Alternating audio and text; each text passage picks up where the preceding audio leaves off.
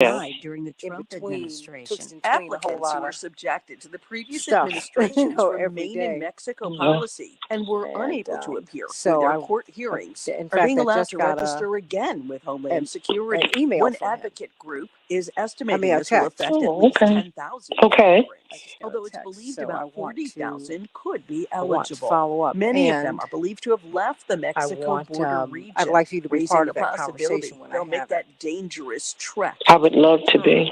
On his Because first I day in think office in those of us who came January, out of President push, Biden halted the I Remain in didn't Mexico realize, policy, just how allowing churched up 26,000 we all asylum have been. seekers with active cases Mm-hmm. back into the United But it was States. but Jackie we grew up Quinn, in a very Washington. progressive The Dow was up 68 church points yesterday. The S&P Right. that was Nasdaq up also as very well. I'm traditional. Rita Foley, AP It's News. very traditional, but very progressive. This is There 8:20 was room a.m. for Arthur Perry. WCPT Willow Springs and Right. And Keith. Yes. And Keith was welcomed. And not just Yes. welcome, beloved. And so was Arthur. Yes. Welcomed and loved. Yes. It's like, Yes. wait a minute, Arthur, Mhm. you are so talented, Arthur. You want to do your play Vice or Virtue? We're going to put it on. That's what we're going to do. Yes. I mean, it's And I just, was a part. And I was a part of it. I know y'all were. I was there. I mean, so it was always that. Your gifts make room for you, and you love people. Right. So that's my background. That's our background, and I think that we need to be on that, in that conversation to shed a light to that, because that was 50 years ago. But Yeah. and we all come out of fellowship too. So it's just it's just something to talk about. And I want to have that conversation with him because I think it'd be a good, robust conversation to have. Let me say hello to Carol. How you doing, Carol? Big Bree, Andre. I'm going to call you Andre because I'm going to get the plumber. Samantha, Brian, Zenobia. Girl, I love that name. Do you remember Madam Zenobia from what was it, Uptown Saturday Yes. Night? But that's like an old black name, and I think it is so fabulous. I love these. I love these names. Carmelita, she's another Ita. Love it, girl. Shirley Carter from beautiful Philadelphia. Melissa, hey. Melissa, you're going to call in with some more questions about the vaccines. You should. Dave Dowling. 1 minute. Carol Soskin out there on the left coast, sending you much love, everybody. Today, we're going to be talking with a friend of mine who is from the LGBTQ plus community. I met him in Brussels about a year and a half ago. And he's got a fascinating story, brilliant artist, and now he's doing so many other things. HIV positive, but that has not slowed him down at all. He was in the original cast, Pastor Johnson, of the Book of Mormon. Original cast, really brilliant artist. But when he went to his doctor to get PrEP, the prophylactic drug that prevents HIV, that's a barrier, shall I say, to HIV. The doctor wouldn't give it to him, kind of brushed him off. And then he became HIV positive. 15. When he told me that story, I was infuriated. 10. WCPT 820. Oh boy, here we Chicago's go. Progressive Talk, where facts matter.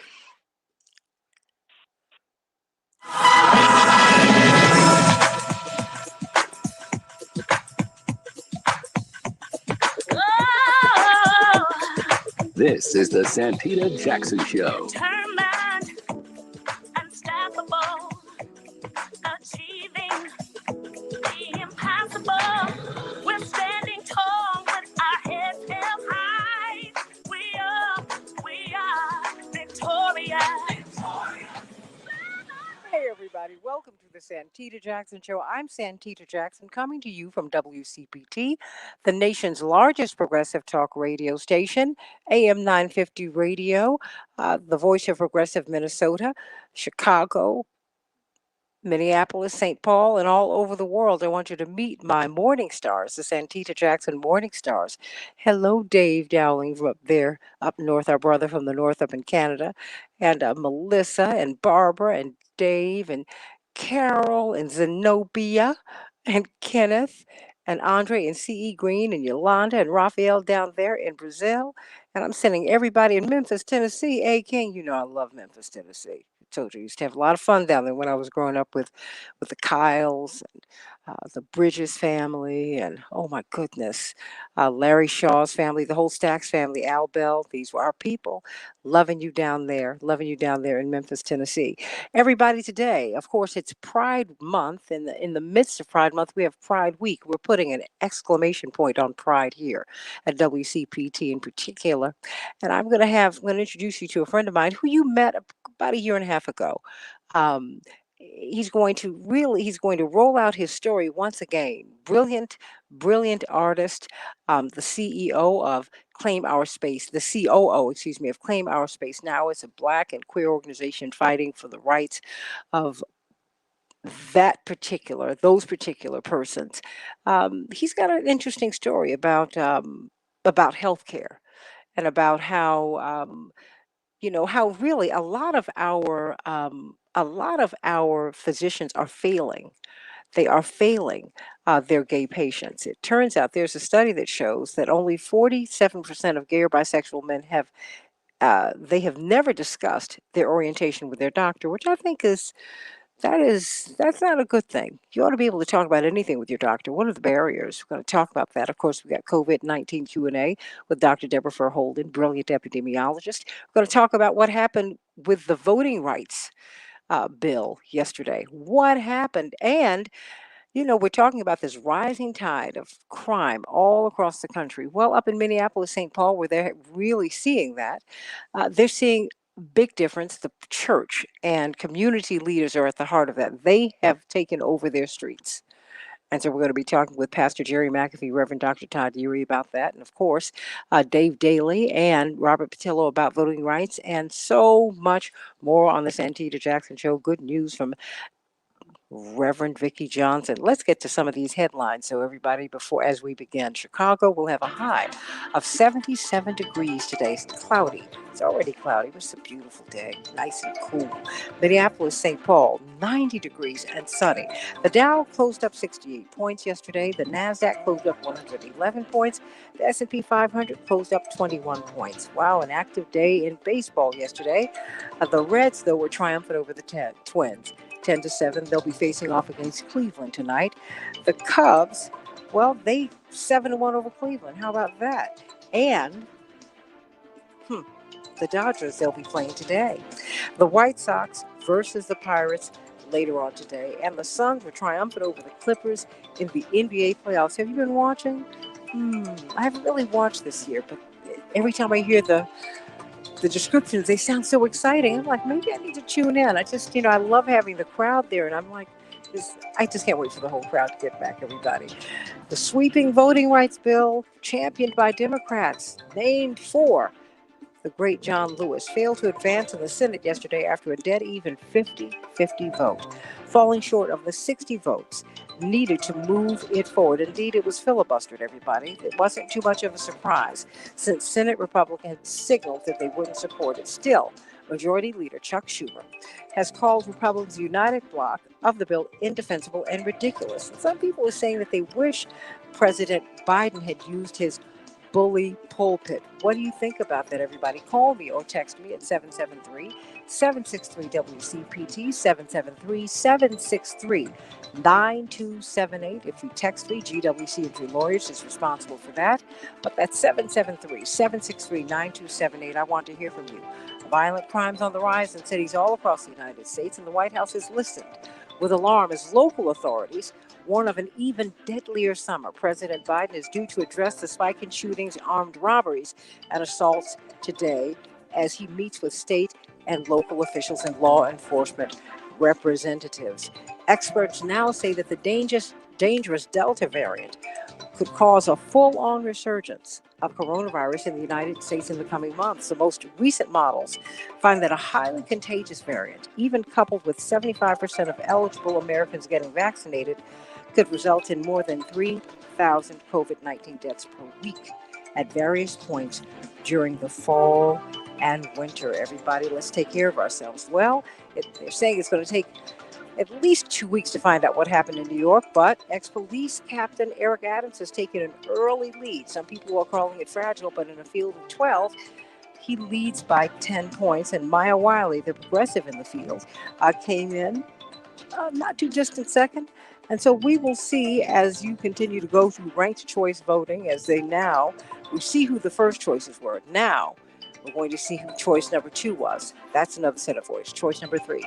This is going to be very interesting to watch, everybody. And we need to watch it because this is a form of voting that is beginning to sweep the nation. You're seeing it already in San Francisco, in Berkeley, in Oakland.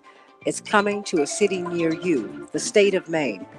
This is the way it's going to go. And Curtis Sliwa, just for the Republicans out there, and you remember him from the Guardian Angels. Well, he won the Republican mayoral primary, so we will see how all of that goes. The U.S. is going to investigate the unspoken traumas of Native American boarding schools. We had the the principal chief of the Cherokee Nations, essentially, in our language, the president of the Cherokee Nations, Chuck Hoskins, on last week to speak to the hundreds of babies, quite frankly, who had been found their remains had been found underneath the school up in Canada.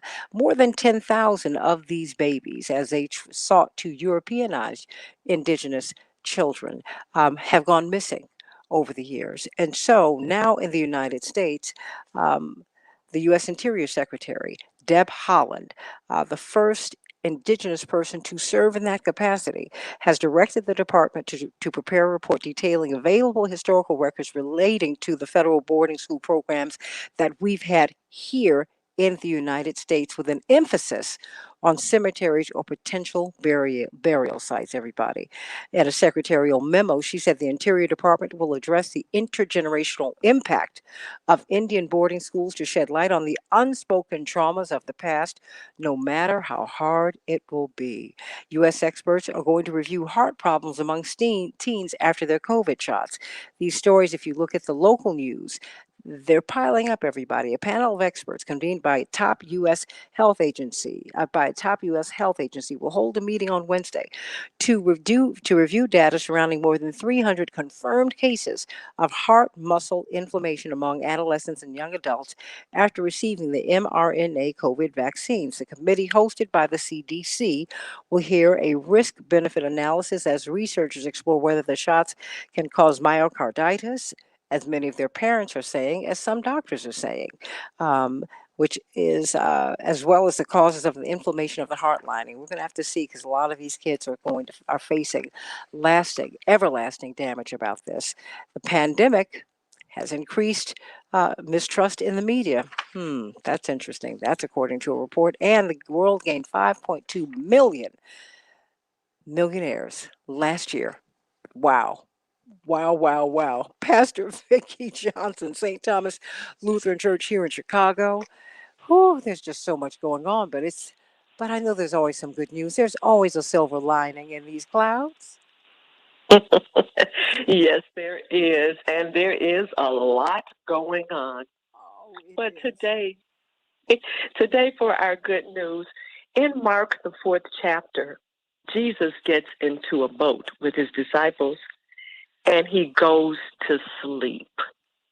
The storm arises and the disciples react with fear, thinking that they are going to die. Now, they're accustomed to being in boats and in storms, but this one made them feel like they might die. Storms of life are normal. They come and they go. And at some point, you may find yourself in a storm. Storms of health challenges, relationship issues, financial challenges, housing issues, storms of loss, storms of employment or the lack thereof, storms of abuse, storms of voting rights and other rights that are taken away. Storms are not unusual, but what are you doing in the storm? Jesus slept. Is it your storm? Look at it now. Look at it. Is it your storm, or have you placed yourself in someone else's storm?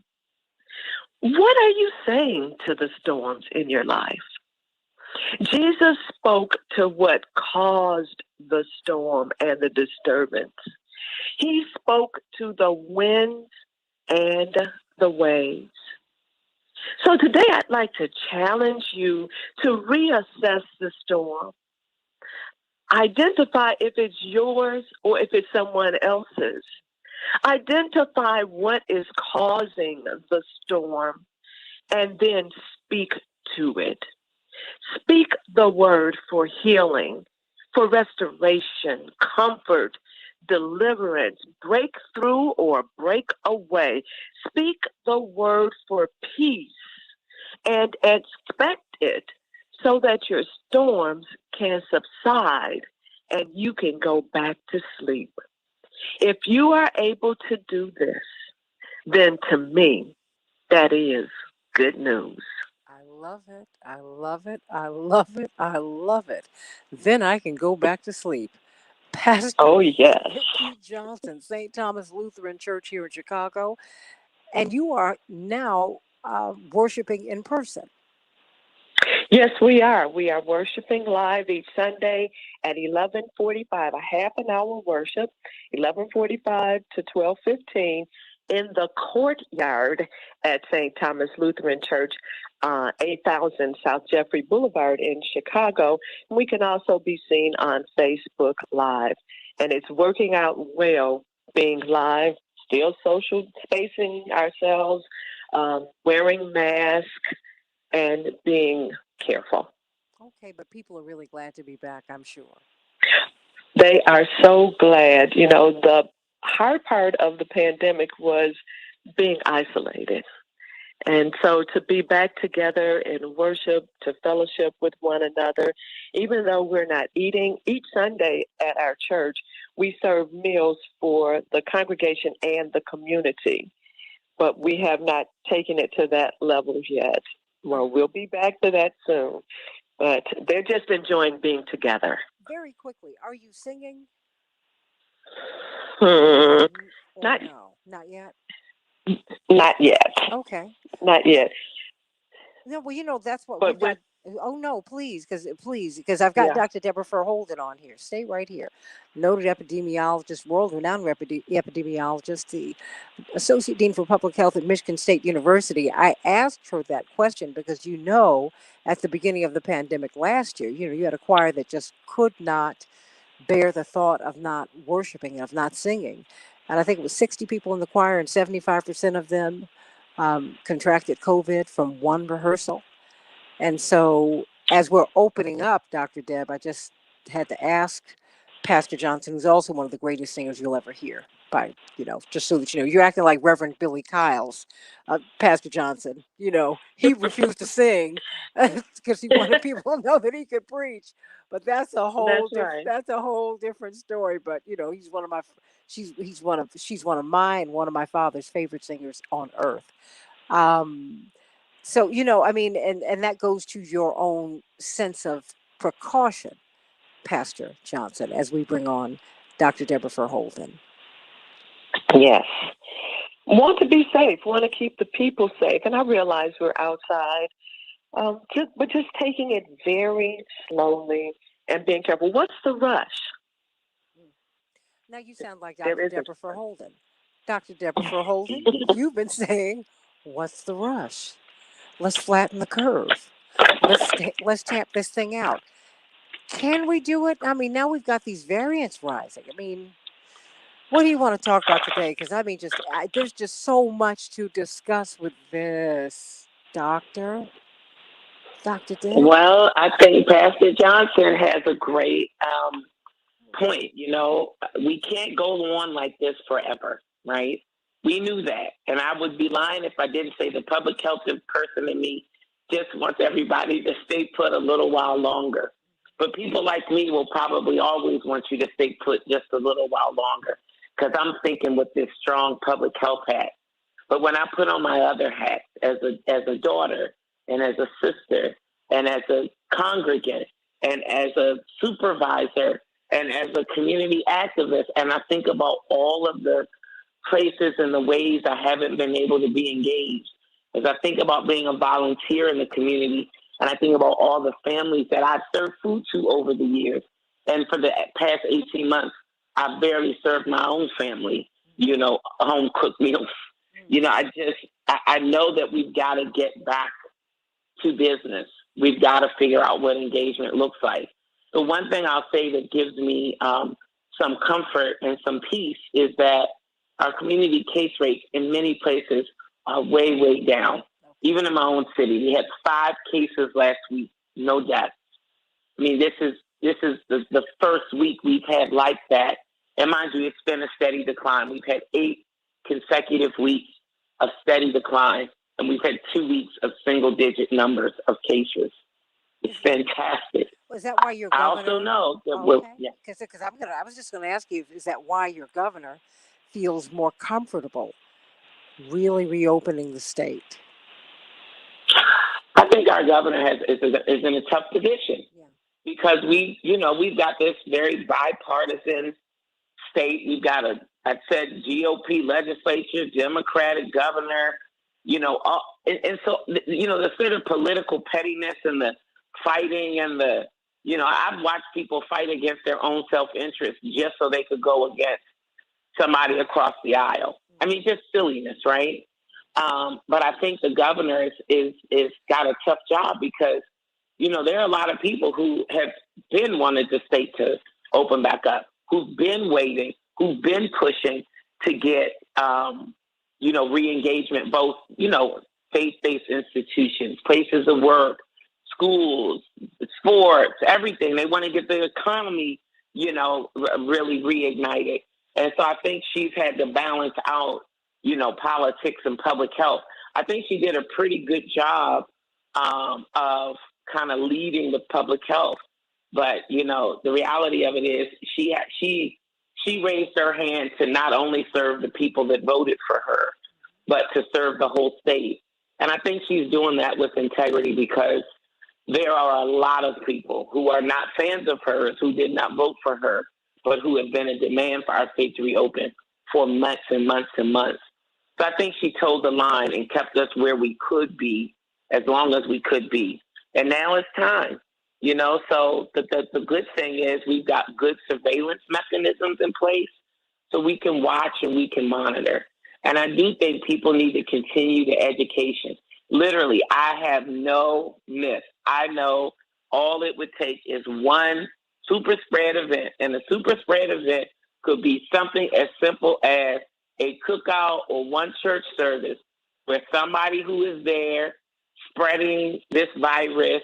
It's, think about, getting salmonella at a luncheon where they serve egg salad or there's mayo on everything. That's what happens. You got one person, like you say, in the choir that's symptomatic or asymptomatic, but has been around people and has been exposed, and they could expose a whole congregation in one day, but we can't live in fear. So we know protocols, we know what to do to protect ourselves and others. And I think as we re-engage, people just have to practice that stuff. I've said it, COVID is now with us. It is now this strand, SARS coronavirus 2 is now endemic in the human population. So we are going to have to figure out how to live with this. So you're still an advocate of masking, because I know I ask you that all the time, but I talk to people, particularly those who have been vaccinated, and it's like they've gone back to life as it was before. They're like, I had a couple of people come into my apartment. I've had to get some work done, and these are people I at least have a passing acquaintanceship with, and they're like, "Oh, I'm vaccinated, so I'm good." I'm like, "Hey," I said, "I put on my mask for you to protect you." Oh, okay, and they were just, they just dismissed it, and I said, "Whew, wow, okay."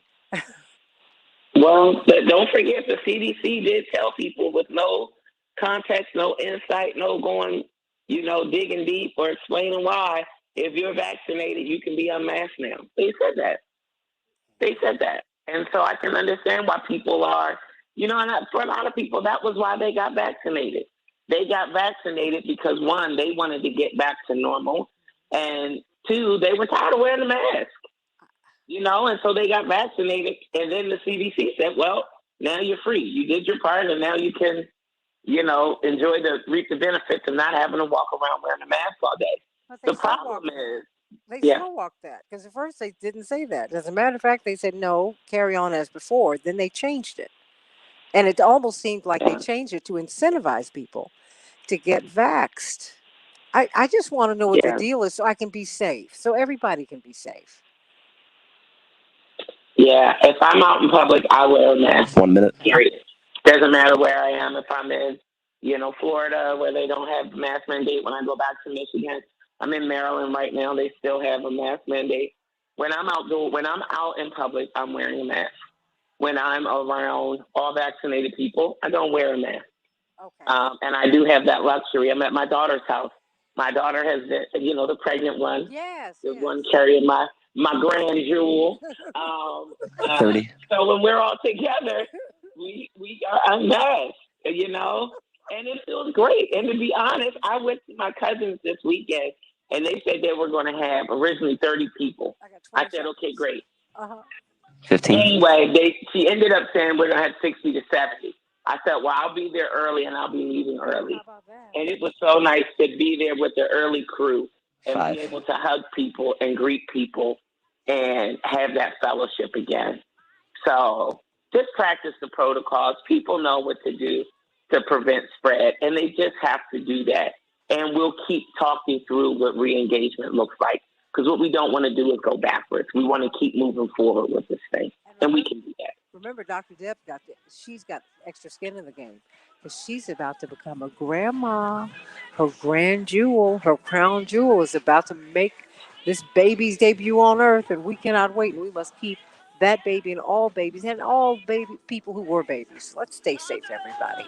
Back with more of the Santita Jackson Show. I'm going to be talking with my dear friend Dimitri Moise about HIV, LGBTQ plus community, how we can all be helpful at this time. Back in just a minute. Dr. Deb, can you stay with me when I speak with Dimitri? Did you get my text? No, I did not. I've been, girl, if you only knew. I'm braiding my hair, but I can stay till 8 if that helps. Yes. I mean, once you say you're braiding your hair, I'm not mad at you. I Just am. really quickly, there's a new study that shows that 47% of gay or bisexual men have never discussed their orientation with their doctor. And they said, there is a rise in HIV rates among gay men in the United States. And Dimitri is a brilliant artist, a very dear friend of mine who I met in Brussels at a conference that I attended about a year and a half ago. And he was in the original Book of Mormon cast. Okay. I mean, he's like at that level. Brilliant guy and just a sweet spirit. And he's got a story to tell, and I want him to share it here. Because he had, he was trying to get the PrEP drug, couldn't get it, and then contracted HIV right after that. But he's doing really well. But health equity is your thing. So I said, I think this would be for you. Yeah, sure. Is this my Dimitri? I'm going. Is he here? Oh, It's going straight to voicemail. okay. Well, just keep trying him. Okay. Oh, you know what? I'll give him, um, uh, let me let him know we are calling you. You. Now.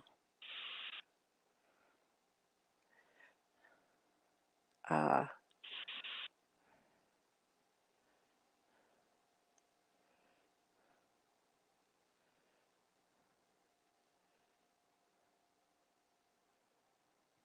okay. Let me know when you get him. Dr. Deb? Ooh. I stepped outside. I'm stepping back in. I know you don't like me. I already know. And I also know that you are doing a million things, texting guests and all of that. So I wanted you to have quiet. Girl, you know I am. Come on now. You know that. know that. Ooh, Tell the truth. You have a twin sister. girl, honey, well, no, I'm good, but girl, I am A like, doppelganger or something. whew, There's got to be two of you. I don't see how you're doing it. I don't see how you're doing it. So don't talk to me. I think we understand, when it has to get done, it has to get done, right? Yeah, you rise to the occasion. That's it. When it has to get done, it has to get done, and that's it. Okay. Are we getting him now, Paul? Yes, he's here now. Okay, very good. Okay, good. Okay, Dimitri? Hi, good morning. Oh, my sweetie. I'm so glad to hear your voice. I've got Dr. Deborah Holden on with me, but we want you to tell your story. She's someone you should know. Just 1 minute. for a little bit of work. She came out of Johns Hopkins at 24 with her PhD. Brilliant activist sister who is into health equity. And she'd be someone who can really work with you in the work that you do. 30. Okay? That sounds Oh, great. yeah. I'm excited. She's a tremendous resource for you. Tremendous resource. Because she is Johns Hopkins. So if you want all the data and if you want the interpretation that we need, she'll give it to 15. you. She will give it to you. Amazing. Give it to you. Give it to you. So, Dr. Deb, this is Dimitri Moise. In his other life, he's a brilliant 5. but he's also an activist. He does it all. How about that? We met at an Yeah. activist conference. How about that? Oh,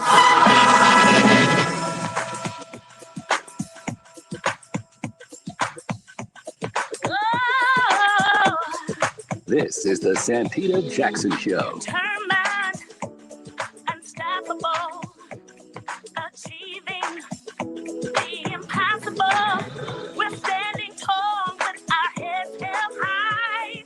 We are victorious. hey, everybody. Welcome to the Santita Jackson Show. WCPT 820 in Chicago, AM 950 radio, Minneapolis, St. Paul, the voice of progressive Minnesota. Chicago is the largest progressive station in the country.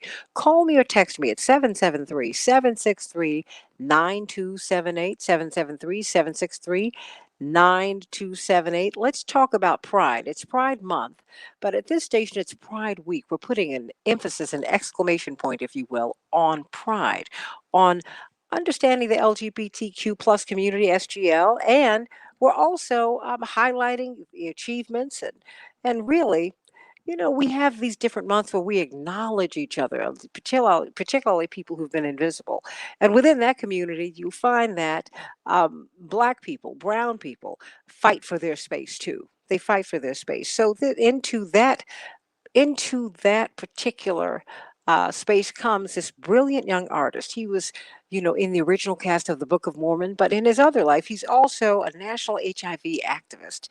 He's an award winning editor and he's the chief operating officer of Claim Our Space Now. It's a New York City based Black and queer led nonprofit organization that defends the lives, the Black lives of all at all intersections. I mean, just wherever we are meeting. And in fact, we met at a conference that was for the African diaspora. Really, we were among the few African Americans who were there, but it was a wonderful, wonderful thing to meet him there. And he's become just a part of my heart. Dimitri Moise, how are you today? Good morning. Oh my gosh, what an introduction. I'm so grateful. I'm doing well. How are you doing, Santita? I just love you, Dimitri. I do. I love you. We connected and we were like, boom, that was it. And I kept on Dr. Deborah Holden, um, world-renowned epidemiologist. She, in fact, was brought from Johns Hopkins to Michigan State University to help to build their School of Public Health. She's the Associate Dean for Public Health. And I wanted her to stay on because her thrust is health equity. In this pandemic, she said, look, I want to make sure that vulnerable communities, and the most vulnerable community of all, African Americans, I would even dare say in the indigenous community, they need access to these vaccines. They need access to the therapeutics. I don't think they're getting access. But we're seeing that that's also an issue when it comes to, that's always been an issue with people who are HIV positive or people who had AIDS. That's an issue. And so I wanted people to hear part of your story, particularly as it related to PrEP, because when you told me the story, it just blew my mind. And it went to equity and, and the fight that you have today. So talk to us. Mm-hmm. Yes, well, health equity, wow, especially with everything going on, especially with the pandemic, this is something that hits hard for me. A lot of the reason why I went into my advocacy in the HIV sector is because of the issues that I had, like you mentioned, trying to access PrEP. And I spent years trying to get access to the drug. And this was, maybe 2014, 2015. And it was still a drug that was not necessarily known to the medical community. And so it was very difficult to get. I was traveling the country on tour, and I would see doctor after doctor after doctor. My insurance would deny the drug, and despite every effort that I tried to make, it just was not available to me. And so I ended up getting to a place in my life where I said, you know what? Well, I can't get this anywhere in the country, so I'll just wait until I get back to New York and deal with it then.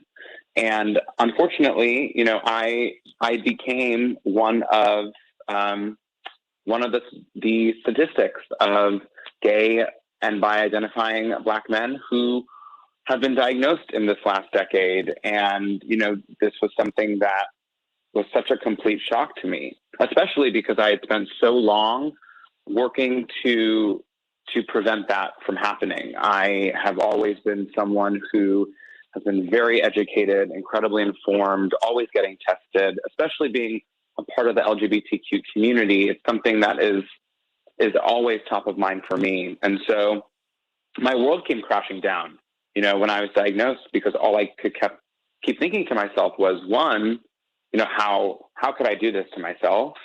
How could you be so stupid? And all those thoughts that come in, right? But at the same time, I felt so much anger and rage because I had worked so hard with the institutions who are meant and supposed to be here and protect my health and make sure that I'm healthy and doing well. And yet those institutions failed me. When you say they failed you, how did they fail you? I mean, I didn't. You spent years trying to get PrEP when it was becoming known that this could be a great, a layer of protection between you and HIV, contracting HIV. Yeah, that's correct. There were a lot of stipulations back in 2015, which is not that many years ago. Things have drastically changed today. So it is incredible to see how far science has come. But back then, if you didn't have a primary care physician, you weren't allowed access to the drug. If you, had certain stipulations around your insurance, at the time, I was under my parents' insurance, and it was classified as a drug that was out of scope for the insurance. And without insurance, PrEP is about $1,200 a month. And I'm not sure how many people, particularly folks who are trying to get a meal for their kids on the table, people who, are looking for a roof over their heads, I'm not sure they're going to be looking at spending $1,200 a month for a drug. And also, just so many different stipulations that did not allow me the opportunity to get that preventative drug, which was really disappointing. And just a few years after that, a lot of those rules started to wash away as we started to learn more about the efficacy of the drug. And, by that time it was too late. Well, now, are you part of this group of men? There's a study that came out that shows that 40% of gay or bisexual men have never discussed their orientation with their doctor. And that, to me, that would have tremendous health implications. Did these doctors, these different doctors that you were seeing, Did they ever talk with you about your health, about your life, about your concerns, why you needed PrEP? Oh, absolutely not. Wait a I minute. feel thankful that my doc. What? They did not talk with you about? They didn't. What happened? Not about my orientation. No. You know, it's something that I think this is also a part of the equity question is how can we get clinicians and doctors who may not be part of a certain experience or of a certain orientation to gain that cultural competency to be able to talk about it with your patient rather than looking at them as a number or as someone else who's coming into your office. You know, it took me so long to find the doctor that I have now, who is also a gay man. And now he's really able to meet me where I am at, which is so important, especially with your provider. You know, I think that folks trust people who come from their community, and to be able to have someone from my own community speak to me and understand me is incredibly important. And while I was trying to get PrEP and while I was, you know, on tour and traveling the country, doctors are not really equipped to talk about these issues. Even the day I was diagnosed, the doctor who gave me the diagnosis, he was a stranger, but he didn't know how to give me the diagnosis. He didn't know how to ask me. He didn't even ask me if I was okay. You know, he just said, okay, should I leave? Should I stay? It was just, there was no competency there. And so I feel thankful that I've got the doctor who is right for me, but you know, that took a decade to find. A decade?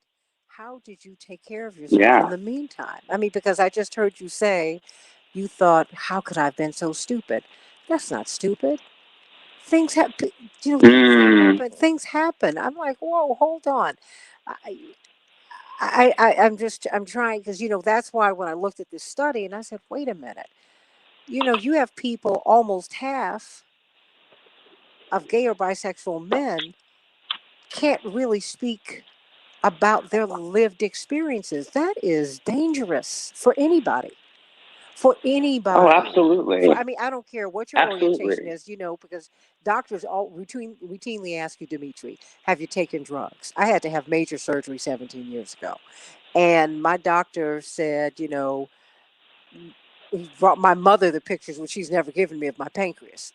And she said, he said that you have the pancreas of a child. I said, well, he said, you can tell, you can see she's not done any drugs, she doesn't drink, she doesn't blah, blah, blah. And my mother said, well, yeah. He said, you, Mrs. Jackson, people tell you this, but I assume that you're not telling me the truth. And so I'm just saying, not to be able to have this conversation with your doctor to me is dangerous, and to know that this is happening to almost half of gay and bisexual men. This is a new report, Dimitri. I mean, this is happening today. I mean, I absolutely believe that. You know, stigma is such a huge part of our community. You know, I think particularly as it relates to HIV and gay men. For so long, society thought that gay men were the only people who could pass on HIV or who could contract HIV, when that's not the case. HIV does not discriminate. It affects everyone. But that stigma still lives with us today. And so when doctors can't talk about a person's sexual orientation, how can you expect the patient to feel safe enough to share their orientation? If they come from a community like I did, a Caribbean community where, you know, literally killing homosexuals is in the music, right? And how can I, as someone who is homosexual, feel safe enough to share with, you know, my doctor is kind of a stranger. If I can't even talk about my orientation with my family, how am I going to feel safe enough or strong enough to share that with someone who I don't know what they'll do with that information? And I think that my experience in that way is not unique. How are you doing now? And has your relationship with your doctor, who is also gay, has that changed the arc of the trajectory of your health?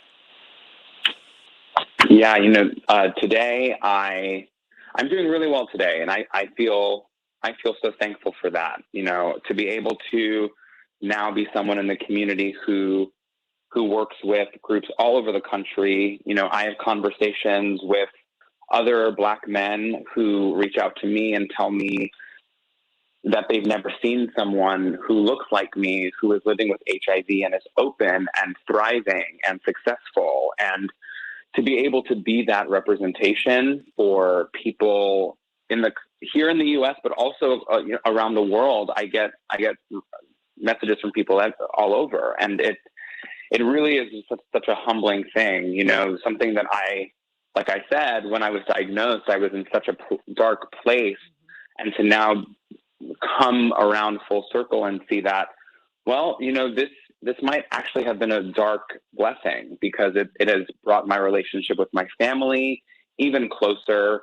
It's allowed me to really live as my authentic self, because now everything's on the table, you know what I mean? And now I'm able to have conversations with people.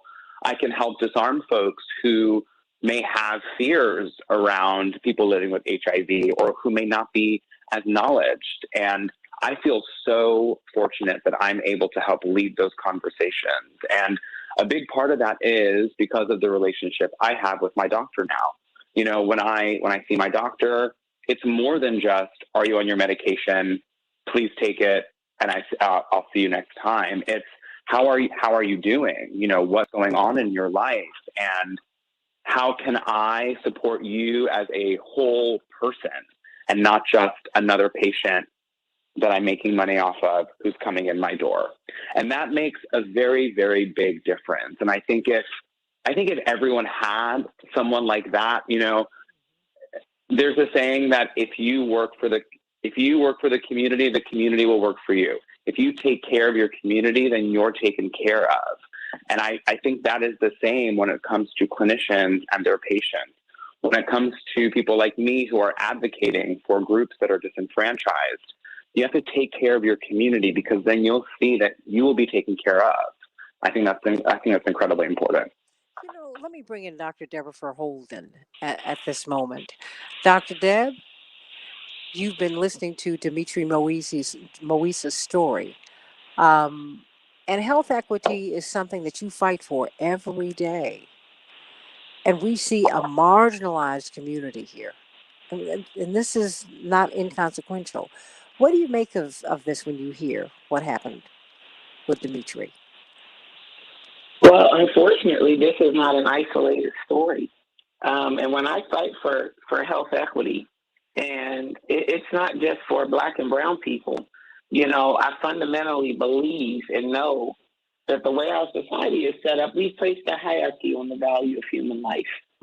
And that hierarchy shows up in everything. It shows up in how we treat people. It shows up in how we take care of people.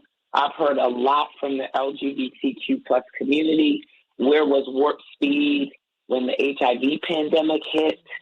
Why didn't we bring that same sense of urgency to solving that problem?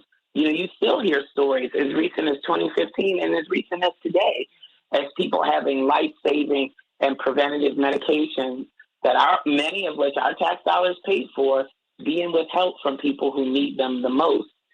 So there's a couple things I want to point to. One, Dimitri, I just love you, and I love what you stand for, and, happy to join the fight with you, because this should not be the mantle for any one person to take up.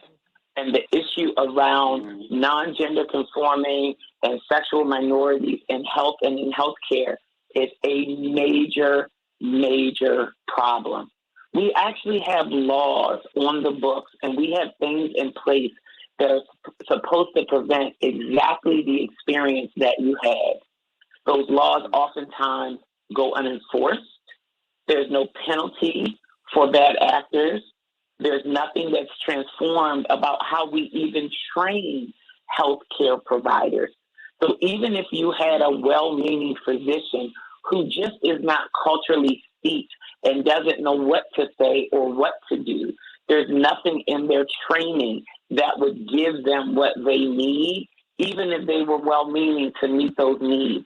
So there are real opportunities for transformation, and I do fundamentally believe we have to hold, one, our elected officials to account. We have to hold the healthcare system to account. All of these things are regulated. All of these things have data behind them. We have data that demonstrates that patient-provider communication is the most important aspect of the healthcare relationship and one of the strongest predictors of healthcare outcomes. If you have a language barrier because you're a non-native English speaker, the quality of your care is diminished. If you are a sexual or gendered minority and you don't have the comfort or the trust or the rapport to speak openly with your doctor, or if your doctor is not able to respond to you in ways that are culturally appropriate, it impacts the care that you receive and it impacts your health. And my heart breaks for Dimitri because he tried to get what he needed and he wasn't able to get it. So our system is flawed and we do need system-wide transformation. And the advocacy has to come from more than just the affected group, because in reality, this affects all of us. It affects all of us. Well, see, that's why I wanted him to come today, and I applaud his courage in going forward, because Dimitri is all of us. Everybody at some point is othered, Dimitri. Everybody ain't enough. And so that's just having this kind of discussion and hearing about your experience. Number one, we thank God that you're doing well. So that is beautiful, because the treatments for HIV have changed so much since this first became part of our lives, before you were born, quite frankly. This happened when I was in college. Yeah. And it was frightening. Now it's like, oh, you can live with it. But I wanted people to hear your journey, because somebody out there this has happened to, somebody out there this is happening to. There's some child or some adult who has not come out, won't confront who they really are. And they're in a lot of pain today. And they're in a lot of fear. And where do we go from here? I've got the last 3 minutes. They belong to you. Wow. Well, Dr. Deb, it's such an honor to be on the call with you, and I'm so grateful to be in this fight. And something that you brought up that I will share is, in terms of the patient-provider experience, I think one of the things that can hopefully really help systematic change is focusing on how we can inspire trauma-informed care. I think everyone comes from a place of trauma, whether it's big, whether it's small. And I think that if providers can come from a place of trauma-informed care, we can really start to think about the ways in which we can be more culturally competent, the ways in which we can start to empathize and put ourselves in our patients' shoes. And I think that trauma-informed care expands beyond the walls of a doctor's office.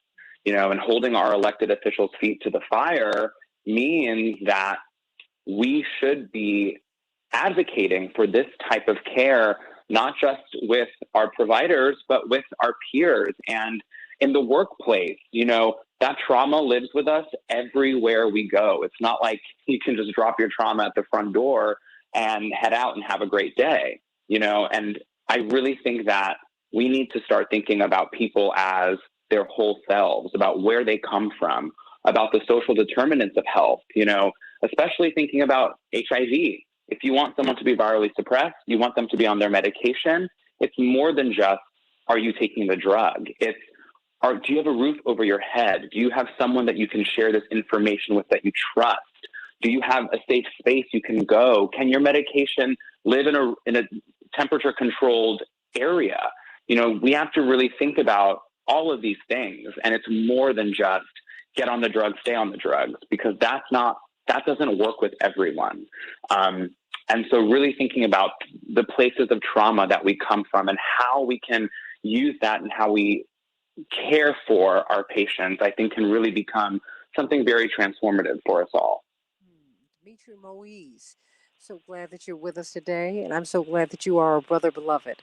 How can we get in touch with you and be a part of your fight? Sure. Well, you can, head to my website, dimitrimoise.com. You can also follow me on Instagram. That's where I usually do most of my things, at Dimitri 1 minute. Moise Official. Everybody, he is the brilliant artist. He's also now, God's using him as an activist, looking for health equity, looking for justice for all of us, everybody.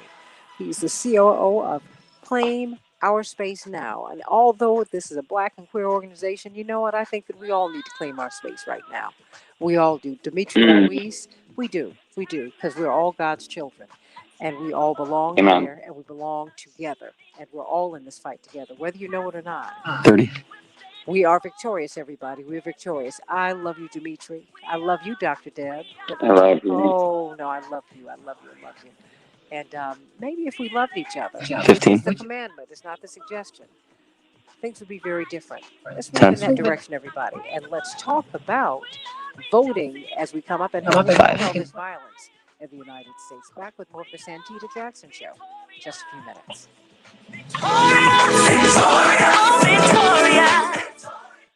Dimitri Moise, you are a gem. Dr. Depp, you're a gem. How do you spell Dimitri's name? It's D. How do you spell your name? Yeah, it's D-I-M-I-T-R-I.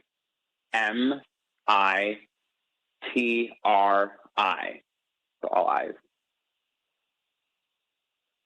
And how do you spell your last name?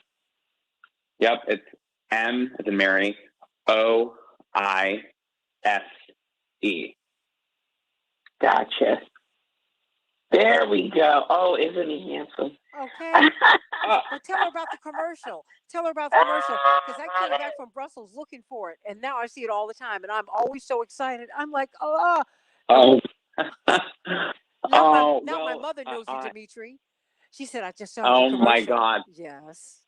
Oh my God. My partner, last night we were watching a movie, and my partner's mother sent him a video of the entire family. They were playing cards, and they all stopped playing cards to watch the commercial. Oh my God! But Dr. Deb, I'm one of the spokespeople for Gilead's campaign. I'm one of the patient leaders for their campaign, Keeping You, and it's for their drug Biktarvy. So I do talks every few weeks with their internal sales team about health equity, about access, about being a patient, and how to better serve, especially Black and Brown LGBTQ folks. And then there's a national commercial that's circulating that shares our stories. And it was the first nationally run syndicated commercial showing real people living with HIV. So it's been quite the journey. Oh, I mean, it's wonderful too. I mean, it's We have Reverend McAfee. I get excited, so I don't know what else to tell you. I get excited. I got very excited about that. I came back from Brussels looking for that commercial. I was like, I can't wait, because you said it started at the beginning of December, right? December 2019. Come on now, honey. I remember. Yeah. I was looking for it. We're going into, they've asked us to go into another 3-year contract. So we're going to start negotiating what that's going to look like. I think they want to film more stuff, and it's been really successful. So it's really amazing to hear. And then to, And we have Reverend Dr. Yuri. From so many people. But anyway, Dr. Deb, what is your last name? Fur Holden, Furr -Holden. Could I connect you all by text Thank today? you. Yes. I'll connect. Yeah, sure. I'll connect you all by text. I'm gonna have to let you go now, but I want to connect you by text because you should know each other. You should know each other. You should know her, Dimitri, and Dr. Verholden, you should know Dimitri. You all should know each other.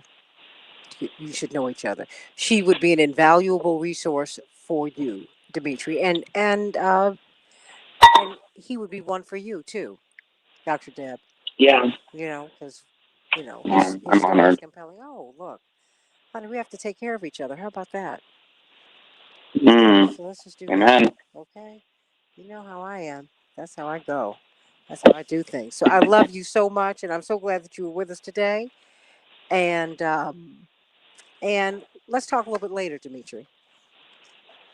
That sounds wonderful. Thank you so much. Oh, thank you, sweetie. Thank you, Dr. Deb. I'm gonna call you too. Yes, ma'am. But thank you for staying, girl. Thank you all. I mean, really, because this worked out beautifully, just as I prayed that it would. So thank you very much.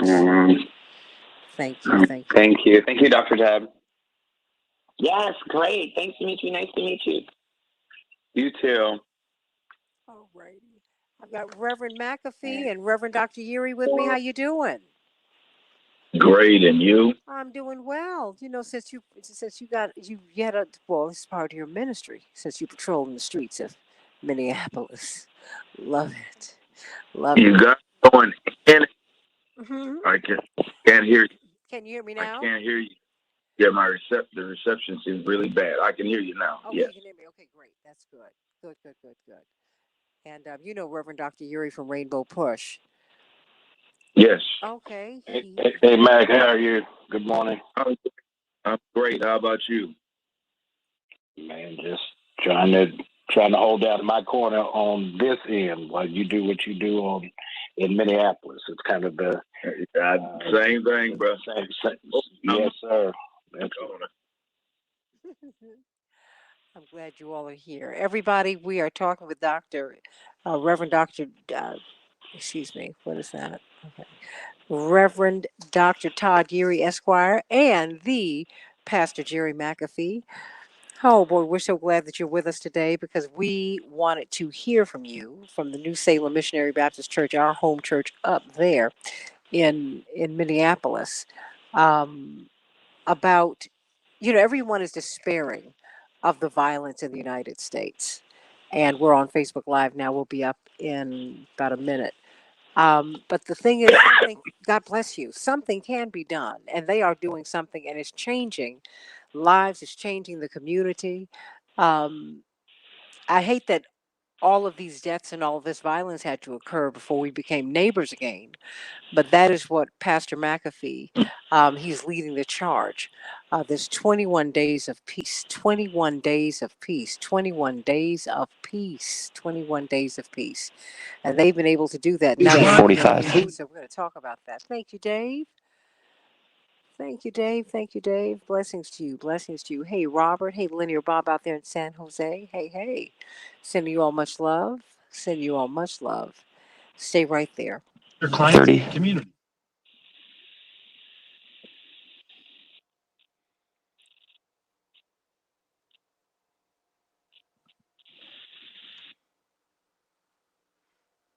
Thomas, 15. 10. You're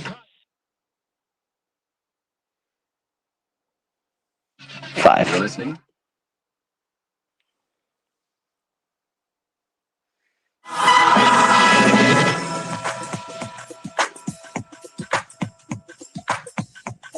Oh, This is the Santita Jackson Show. determined, unstoppable, achieving the impossible. We're standing tall with our heads held high.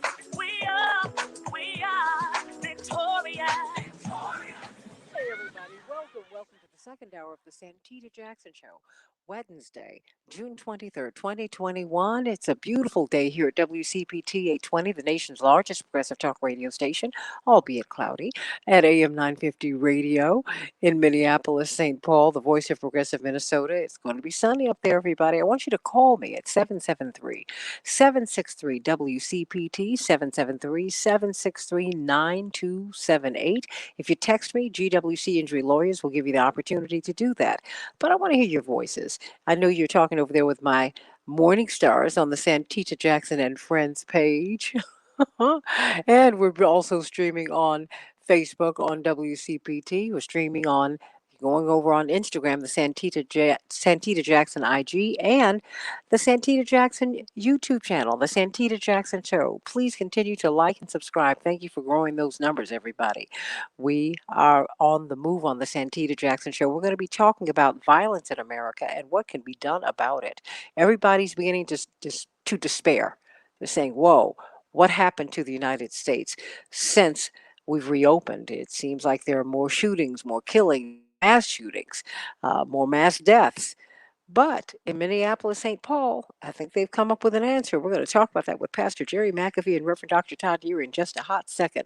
And then at the bottom of the hour, what happened in Washington, D.C. with the voting rights bill? What happened? What are the implications for 2020 and going forward? Back with more of the Santita Jackson Show as we go to the headline. Chicago, we're going to have a high of 77 degrees. Already cloudy. Minneapolis, St. Paul, 90 degrees and sunny. The Dow closed up 68 points yesterday. The NASDAQ closed up 111 points. S&P 500 closed up 21 points. The Twins they fell to the Reds yesterday. The Reds 10. Whoa, the Twins 7. They'll be facing off against Cleveland later on today. The Cubs 7. Wow. Cleveland 1. They'll be playing the Dodgers today. And the White Sox will be in Pittsburgh with the Pirates later on. The Suns, well, they just barely eked it out over the Clippers, 104 to 103. What an exciting series we're having with the NBA playoffs. The sweeping voting rights bill championed by the Democrats failed to advance in the Senate yesterday after a dead-even 50-50 vote, falling short of the 60 votes needed to move it forward. Indeed, they were filibustered, everybody, and people were wondering, where was President Biden? We're going to be talking about that in a minute. He, of course, has said that he's supportive, but did he use the bully pulpit? Did he go up on the Hill? Did he? Well, we'll see what all of that means. Still, Majority Leader Chuck Schumer has called this the Republicans' actions indefensible and ridiculous. We're going to be talking about that in just a few minutes. What do you make of this? Because this has tremendous implications. Remember, there are 22 states that have passed and turned into law very restrictive voting bills. It's going to be harder to vote all across the country just in a few months. Just you wait and see. Violent crime in the United States is on the rise in cities all across the U.S. Why? The White House has listened with alarm as local authorities warn of an even deadlier summer. But even as we look at that, guess what? We're not in despair because we're bringing to you today Pastor Jerry McAfee from the New Salem Missionary Baptist Church in Minneapolis, St. Paul, in Minneapolis, and Reverend Dr. Todd Deary, Esquire, of course, Senior Vice President of Rainbow Push, and pastor of the Douglas Memorial Community Church in Baltimore, Maryland, where they also we're seeing upticks of violence everywhere. But Pastor McAfee has come up with a plan. And of course, I would be remiss if I did not say that he is also part of Rainbow Push, has been for a long, long time. They have 21 days of peace. 21 days of peace. It's been highly successful. We want him to walk us through what this is, how they've done it, and how they have taken back the streets in Minneapolis. Welcome back to the show, or shall I say welcome home, Pastor McAfee. How are you? I'm great, and you? Oh, it's wonderful hearing your voice. 21 days of peace. We've got the president who's going to be addressing the nation today about this violence, and he's despairing of what's happening here. You know, we've had quite a deadly year. I mean, we've had a lot going on. I mean, I always wonder if it's the guns or if it's us or if it's some combination. of everything, but we have got a tremendous uptick in in violence. 2020 was the deadliest gun violence year in decades, and 2021 is even worse. But you're doing something about this, and you're making a big difference. What's going on? Yeah, thank you, my sister. And there is no question that it's up. It's been up quite a bit, and we've been screaming that we're in a state of emergency for years to no avail because oftentimes people don't listen.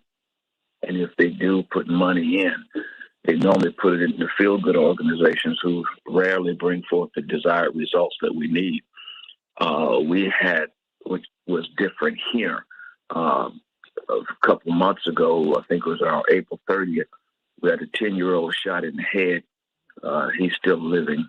A week or so, 2 weeks after that, we had a 6-year-old shot in the head, young girl, she died. After that, an 8-year-old girl shot in the head, she died. Since George Floyd, and I've been telling people this, Minneapolis alone have had well over 100 and some homicides and over 600 shootings. Now, that's for a plethora of reasons that we can get into perhaps later, because if you don't understand how you got there, you won't know how to fix it. So what we offered preachers, because years ago, and I don't know if you guys remember this, when all of the gang summits was going on across the country, from Walter Gator Bradley there, Marion Stamps, and Mr. Rico, and a plethora of other people from Chicago, Minneapolis, Cleveland, LA, you name it, all came together to come up with a comprehensive plan for violence. And all over this country, we took that crime rate down by over 50%. The brothers and sisters on the block did. And what the government did, the government took all of the leaders off the block, thinking they was going to do something, and created a worse problem that we see. What we decided to do, just an expansion of what we've done as a church all the time. A good friend of mine, Pastor Patterson, called it the Ministry of Presence. And I think it was at this particular time where churches on both sides of the river, Minneapolis and St. Paul, understood that we needed to do something. And so I shared with them what I call the 21 days of peace. That if the churches could occupy, like in Minneapolis, we had north, where I pastor, 4 hot spots. I think south is 3, Brooklyn Park suburb is 1, and St. Paul had about 3 hot spots. We pulled together all of and pastors from the PAWs to Kojic to Baptist to AMEs. They operate under an umbrella called His Work United and non-denominational. And each one of us took an area, and we brought the Ministry of Presence. It was 21 days, but we've been going much longer than that, and we'll be going longer, gathering our people right on the block. The reality, my sister, is this. Most of us know these kids. They're connected either directly or indirectly to somebody in a church. And so we've been out on the block, armed with information, armed with prayer. I know I was standing by the store doorway just, when people going in, hey, what's up, bro? What's up? What's up? I'm Red McAfee. God, stop real quick. I need you to pray for me now. So I prayed for him right then and there. He said, I need a job. Well, the resource person was right there with me. We were able to get him, put him right into the system to try to get him a job, even if he wasn't for real. We're getting ready to move now into put down the pipe, which will be a 48-hour drug treatment thing where you can get a Rule 25 and get you in treatment right away. So we're working feverishly, and that's it. We've taken the church people out of the church, put them on the block. Now, is it dangerous? Yes, it is. But it's even just as dangerous when a baby can die eating a Happy Meal. It's just as dangerous in our backyards when a young girl's on the trampoline and jumps up and catch a bullet in the head. So one of our members out of Shiloh Temple under Bishop Howell, the good thing is they were not shooting in that area and where we were planted. They were down the street, so she got hit. But every area that we have planted our feet from Minneapolis to St. Paul, we have significantly brought down the crime rate. The store owners are happy. The neighbors are coming out. And what we're trying to do to sustain it is re-empower the neighborhood organizations to join in with the churches, use collective resources, and then get the people back on the block and try to meet those needs. We had another altercation where one young man, doing his due, had told our people, don't you, y'all better not be out here tomorrow with threat. Well, when the Bible talks about make friends of the mammon, we took it serious. That is not a set, especially over north, not connected to. So we called some of the brothers and let them know what happened. They ran that guy down, tracked him down, found out who he was. The next day he came back apologizing, saying that he was raised better than that. But we have to start utilizing our connections on the block that I'm sure quite a few pastors have, and they may not even know it. Sometimes they don't know who's sitting in their pew. But they need to find it, because we got to do this. They're not going to fund our freedom. They just ain't. So we got to take it upon ourselves to at least give it a try. I'll say this in a hush. Pastor Patterson, who's been holding it down in St. Paul, and this is in connection with the police, because we're of the opinion that when the defund the police movement started, and we're operating up here 200 police to 600 police short right now. We know the issues that have been happening, but in the environment, the defund the police was almost a mantra of lawlessness. We got people racing up and down the street, people getting shot out there during the street racing. I mean, just utter madness. So we wanted to, one, reestablish a better relationship with the police, because y'all know some of our folks need to be arrested. But the police also need to know how bad you need cover from the community, that your misbehaving is not going to be acceptable. And so over where we're at, we got a great police chief. Where I'm at, Commander Charlie Adams come right from the hood, right from the north side, and we all work together. So some areas where they can't be at, we're there to hold things down, because a lot of times we've got the relationship. So we did this for 21 days. We got a report to the community this Saturday on the effectiveness of it, and we're asking the police to make part of the report. We got the shot spotters, the whole nine, where they can get the proper information to the people, and prayerfully, if the powers that be think it's essential, we can expand it.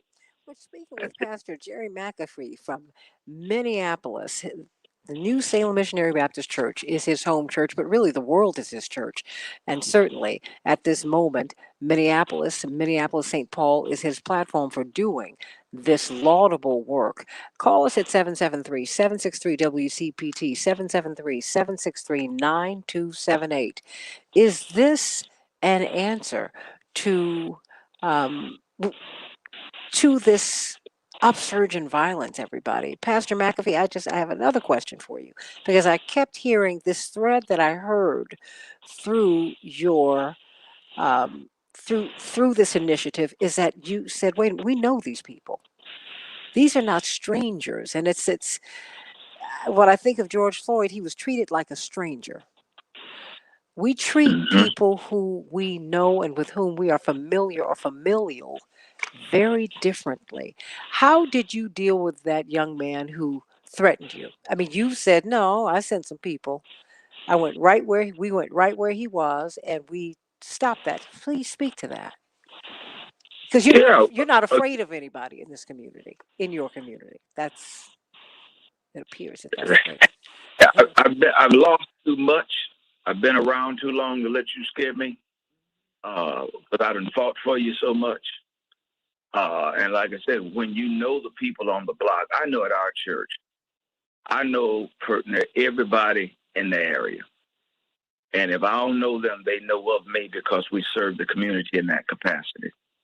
And so if I know that somebody rolling with a particular set or connected to it, I probably know who your head is.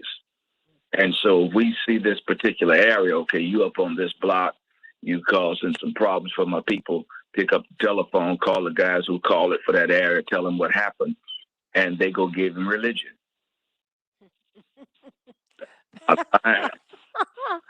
Pastor Todd Urey, what do you make of this approach? I like it a whole lot.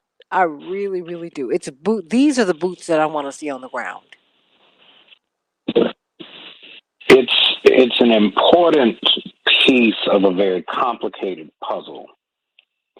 Very often we look for the police to solve the issues of, the human condition.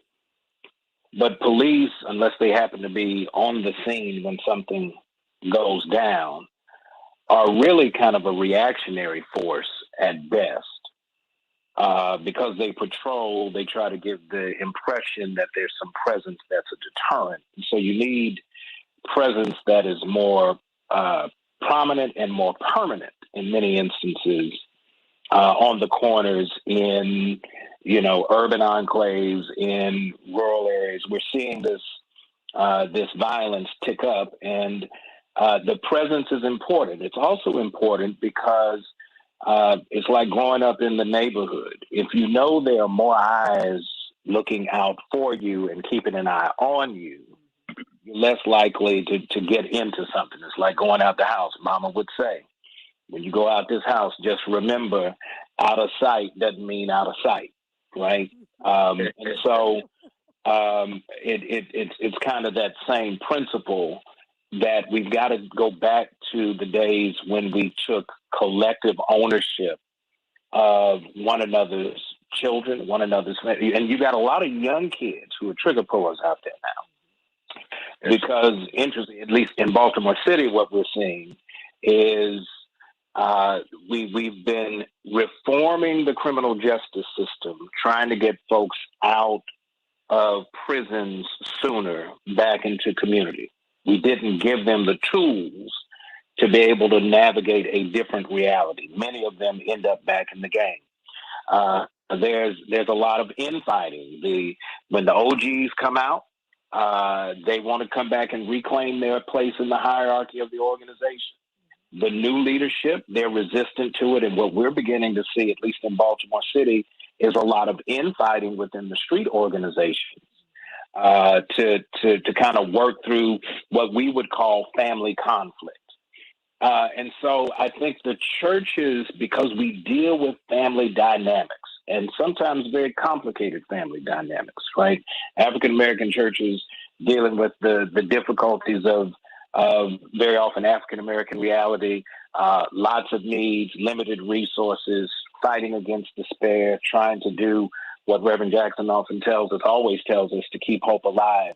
Well, keeping hope alive means nothing if there is no real substantive, credible plan to give me something to hope for. And so what Pastor Mack is doing, and brothers and sisters in Minneapolis, in St. Paul, is to make sure that it's not good. It's not good enough to just throw words at the problem. People have to see models. I often tell my congregation, people don't do what they say, they do what they see. What are you modeling for them that they can then try to imitate? And so I think that's a key piece. But the other part that Pastor McAfee mentioned is that we've got to reframe the defund. We got to put some nuance to defund the police. What that really means is let's look at a holistic, comprehensive way to deal with public safety, for which policing, law enforcement is part of it. My mama had a rule. My mama was a police officer. My mama policed like this. If you don't like the way I run my house, then you can take your stuff and go, but don't take nothing that you didn't pay for with money that you earned, right? There had to be some accountability. She was the police. I promise you she was. I don't know where she kept her handcuffs or her guns, but she ran like she was 5-0. We've got to go back to recognize that everybody has a piece in the public safety puzzle. Policing is part of it, support services, social work. Communities are traumatized. We need behavioral health support. You've got substance use and substance abuse that have just kind of gone rampant.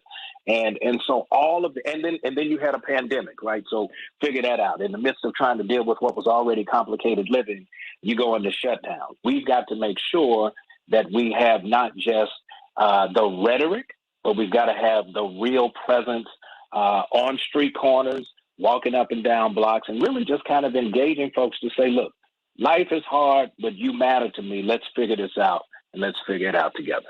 And in fact, that is what Pastor McAfee, he's leading this initiative. And this is something I think should be replicated all over the country. We need this in Chicago. We need it everywhere. We need this. We need this. Aaron has called from Minneapolis. I know you got to run, Pastor McAfee, but if you could stay just beyond my break, I would appreciate it. But I can understand it if you got to go because everybody's pulling on you today. But I wanted him to speak to you. He's from Minneapolis. Okay. And he's part of BLM, and he wanted to speak with you, and so I felt that was very important. So, Aaron, I want you to know. Can you bring him up real quick, Paul? He's up. Okay, Paul. Yeah, hello? Aaron, stay right there. I'm going into. We're got to talk about voting on the other side of the break, but I wanted you to stay up so that you can engage with Pastor McAfee just on the other side of the break. He only has a couple of minutes, but I wanted you to have your moment. Okay. Sure. Aaron, stay right there.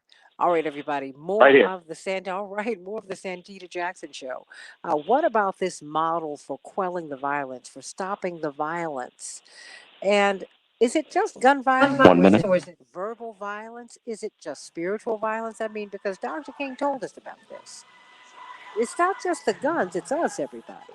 It's like Reverend used to talk about busing. It's not the bus, it's us. We bust kids all over, all the time.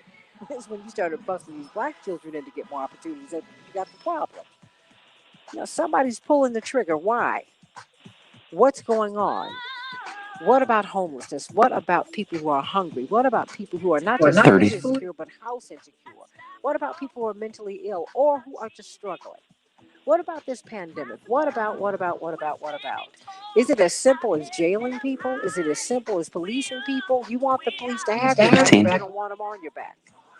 So how do we work this out? We'll talk about it on the Santita Show. I'll speak with Aaron from Minneapolis, part of BLM. So glad that you joined us today. Stay right here, and of course, we'll be talking about the vote. What happened to our vote in Washington yesterday, everybody? Back with more of the Santita Jackson Show in just a minute.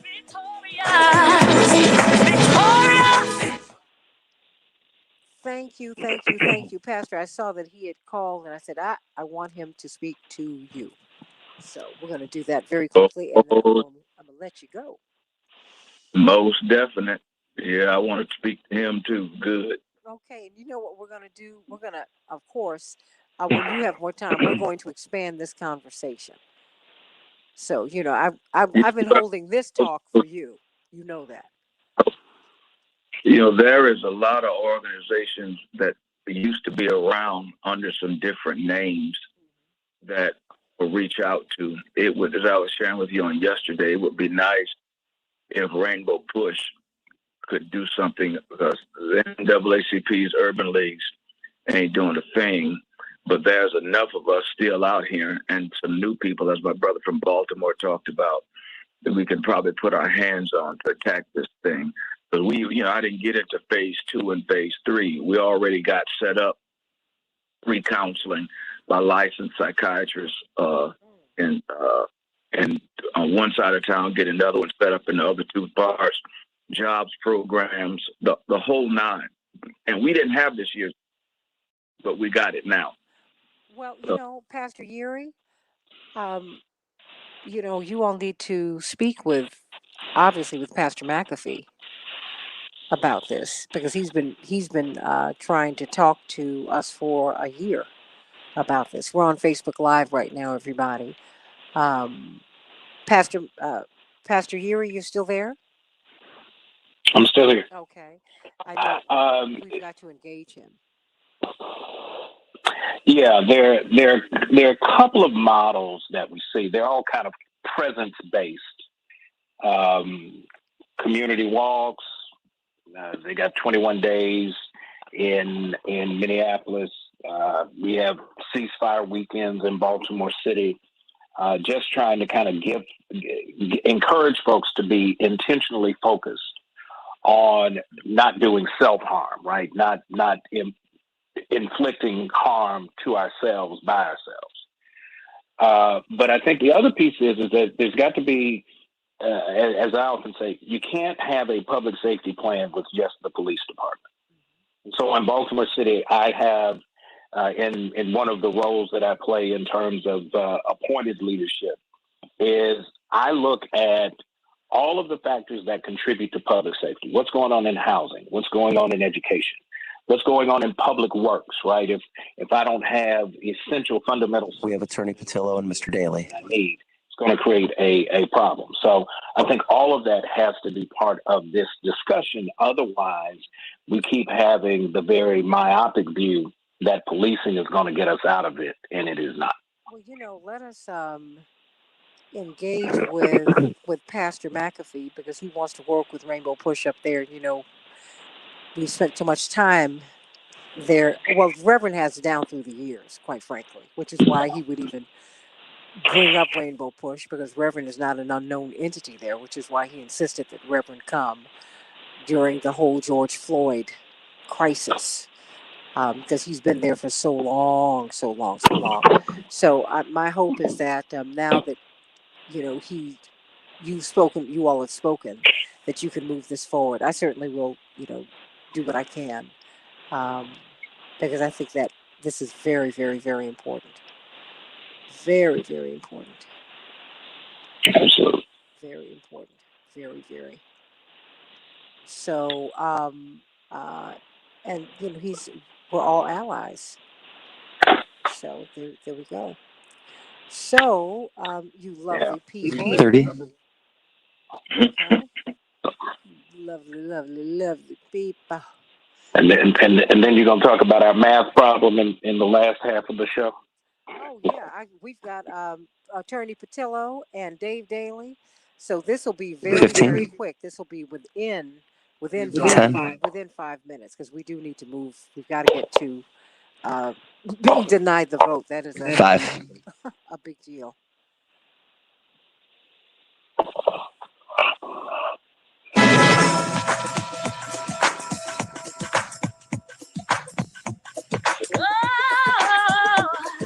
This is the Santita Jackson Show. determined, unstoppable, achieving the impossible. We're standing tall with our heads held high. We are victorious. Hey everybody, welcome back to the Santita Jackson Show. We wanted to bring on Aaron. We've been talking about violence in America and how there's a program, 21 Days of Peace in Minneapolis, St. Paul, spearheaded by the New Salem Missionary Baptist Church. And that's Pastor Jerry McAfee, who's been doing so much great work on the ground there for decades. We've got Pastor Todd Geary, who's been doing this work in Baltimore, Maryland. But we've got Aaron from Minneapolis who wanted to join in on the conversation. Aaron, thank you so much for calling. What's on your mind today? Good morning, Santita. Just wanted to thank you for having me. Good morning, Pastor McAfee from the South Side, Pastor Yuri, everyone listening. I just wanted to talk about some things, I heard in the conversation about policing and sort of the future of what policing might look like, or, kind of keeping things under control in our communities, as I believe gun violence increased. I think it was 250% last year here in Minneapolis. They said it's approximately double so far this year. So you can see there's a fire that's out of control. However, we currently have funding for our police is currently, I think it's higher here than 73% of other major cities. And so, to me, what does that say? Crime and violent crime is on, just bonkers. And we also have so much funding going to the police. Why are we paying so much and the problem is getting worse? I guess that's a major question on my mind. Okay, Pastor McAfee. Well, first off, let me say this, and you're probably correct in what the police funding is, but what the police react, they're not in the front of it. Right now, if they're spending $1 billion, whatever they're spending, you're right, it has not helped. What the city has not done, perhaps years ago when we tried to tell them what was going to happen, if they weren't playing politics, we could have got in front of this thing and done what needed to happen. But right now, it's in our lap. I have not the luxury of examining how much the police is getting when I know this. They're operating 200 short and they're just at 600. I also am aware that a month and a half ago in the city of Minneapolis, we had over 8,000 shots fired. So not only do the police have some money, somebody on the block got some money to get all them bullets. Here's what I would say to you if you from BLM, which I think is Black Lives Matter. Black Lives Matter has had no presence in the African American community as it pertains to crimes that we've been committing against each other. Black Lives Matter has had no presence at Anaya's funeral when LaDavion was shot, nor when Trinity was shot, nor most of these other black men and women now that have been shot by black people, which 88% have happened with that. So while you bring up a valid claim, ain't none of that helping us at this particular point talking about the police, because it ain't the police that's killing us right now. I would have better time for that argument and debate after we're able to take this crime rate down some, that we need all of the help that we can get. And right now, from some of the organizations that say we matter, their absence is proving that we only matter when it fits their particular narrative. And right now, from my perspective, we need especially the money that Black Lives Matter have gotten off of the backs of the death of black people. Black Visions Collective over $30 million, the other one over $20 million, and they've not put a dime of that into any violence initiative that we're doing against each other. We need the same attention on what we're doing to each other than what Black Lives Matter like to spotlight and put on the police.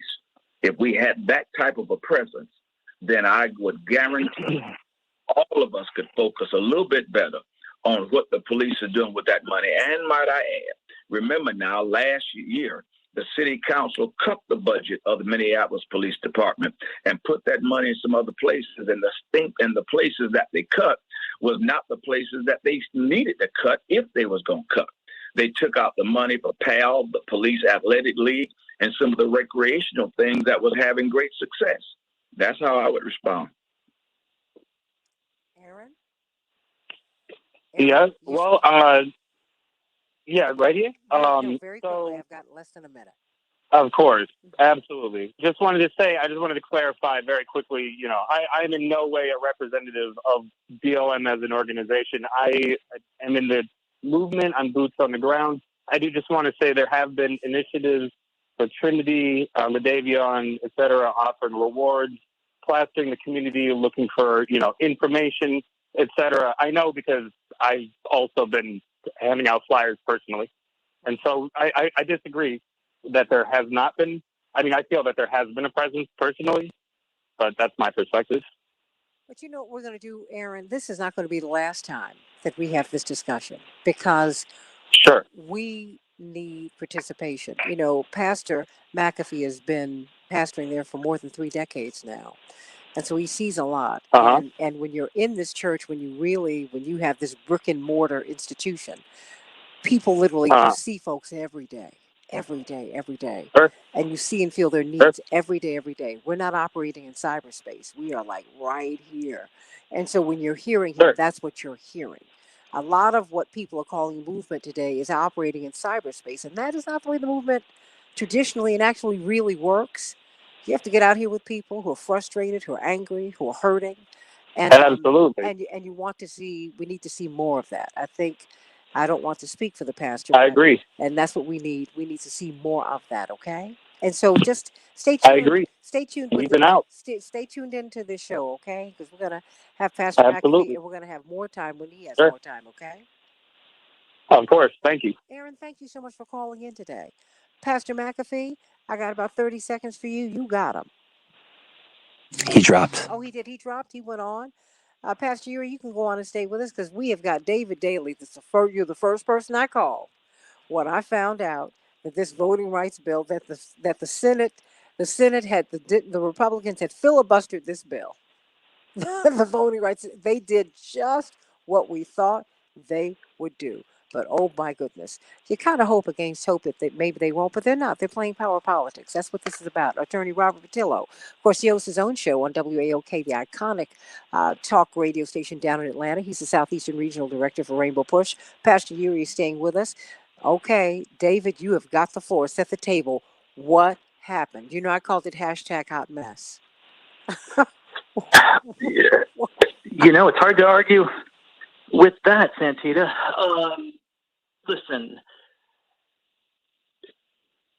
in state legislatures across the country, many of them run by gerrymandered Republican minority rule, lawmakers of one party are chipping away relentlessly at the right of people to vote, especially the rights of those people who they think will not vote for them.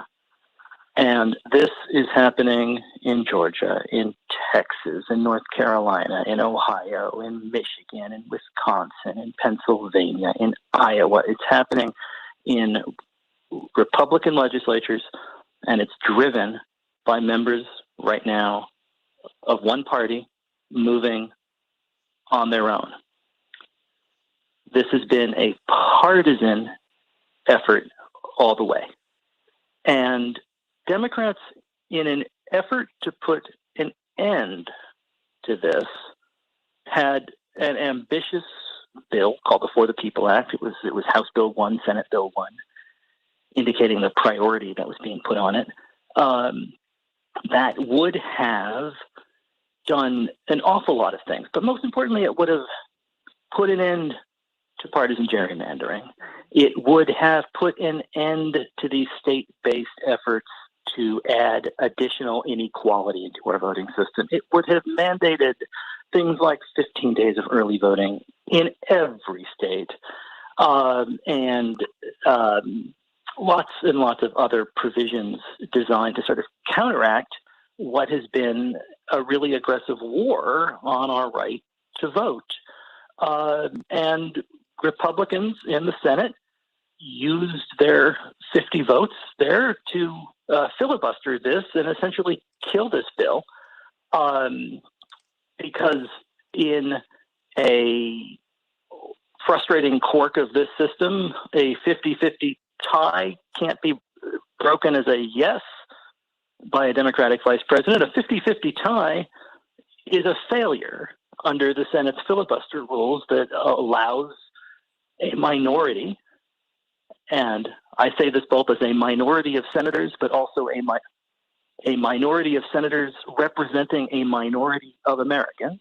It allows them the opportunity to block passage of a bill that would have counteracted the partisan nature of what they're doing in states on a 50-50 partisan line.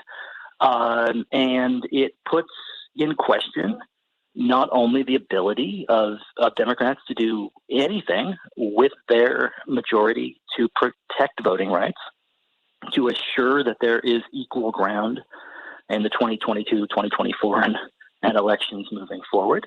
But it really throws into question the ability of Democrats to do anything at all with their majorities in Washington, with majorities that the people gave them. That Republican intransigence is now effectively blocking action. And if they will block action on voting rights, they will block action on anything. I mean, where do we go from here? Now, at least 22 states, according to the Brennan Center, have locked into law restrictive voting laws. I mean, and it's growing. It's growing, and I don't hear the Democrats. I mean, I don't hear the Democrats give me the information that you're giving me. You come on this show all the time and you give us the data. We represent 50 senators in the United States Senate who are Democrats, represent 41.5 million more people than the Republicans. And they don't act like it. I didn't hear that come out of Chuck Schumer's mouth yesterday. I haven't heard the president say that. I didn't hear Kamala Harris say that. They're the leaders of the party. I haven't heard Barack Obama say that. Make the point. I think they do need to make the point that what we are embarking on here is a period of entrenched rule by a Republican minority that is not defeatable at the ballot box in far too many places. This is, I don't mean to sound hyperbolic, but this moment is a deeply threatening one for the nature of our current representative democracy, which is in danger of becoming even less representative than it already is, and in many places not being representative of the people's will at all.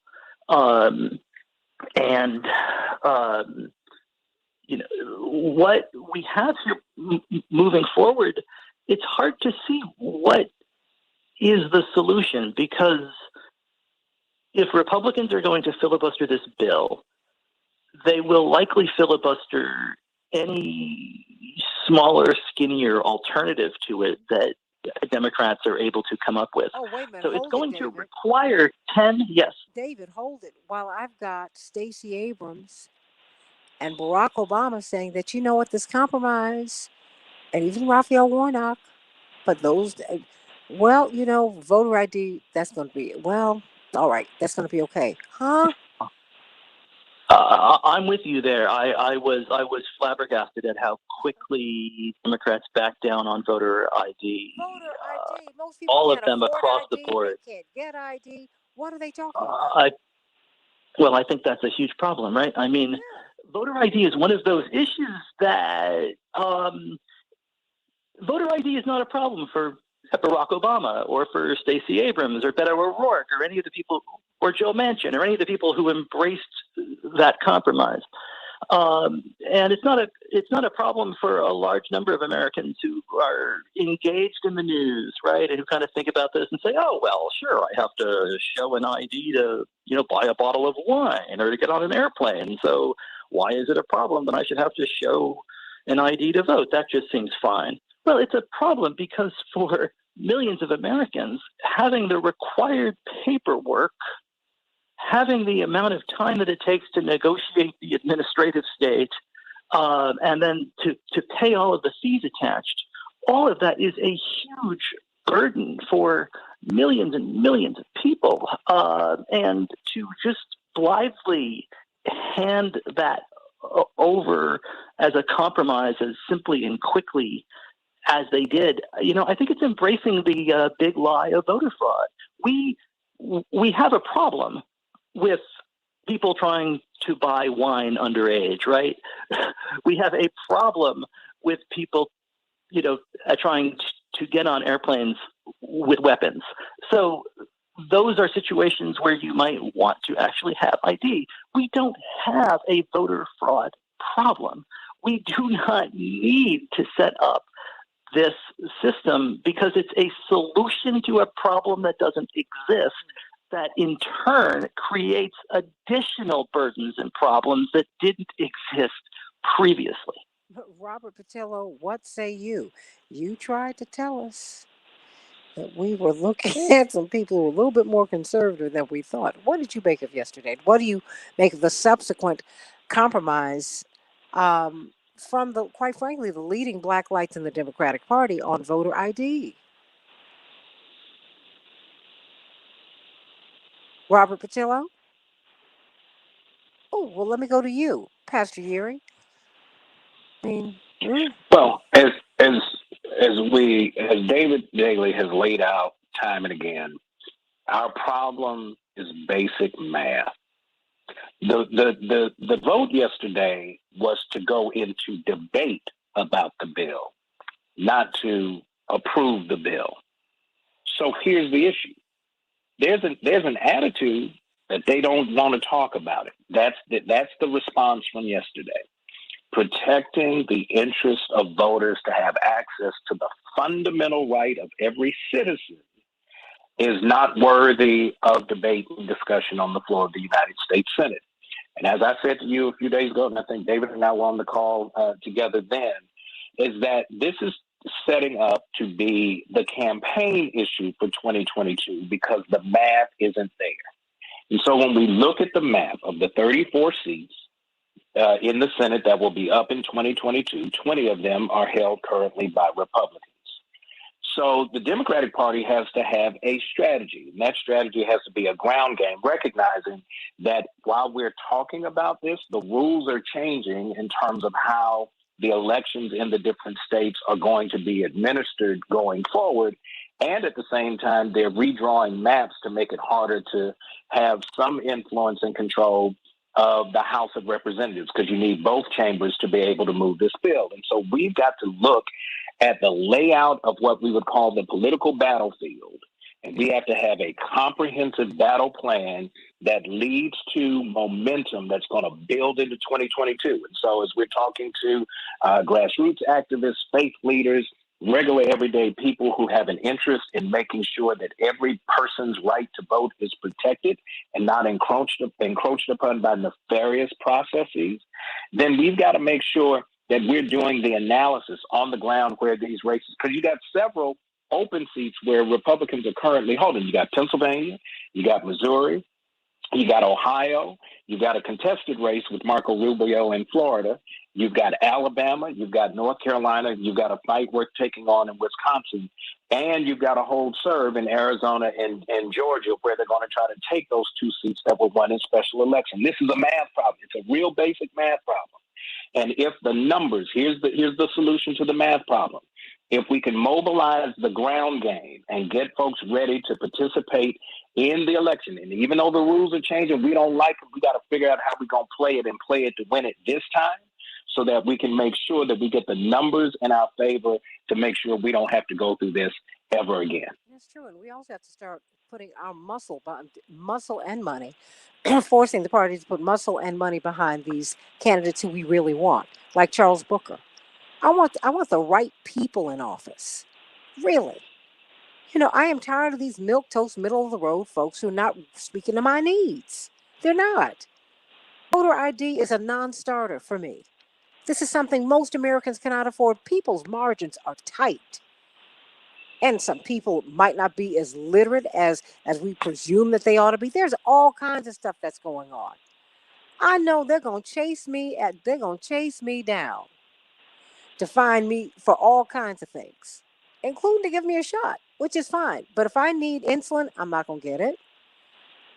You know that we all vote at the same place, Pastor Geary and Dave Daly, all the time. The people at your polling place know who you are. What are you talking about? They're your neighbors.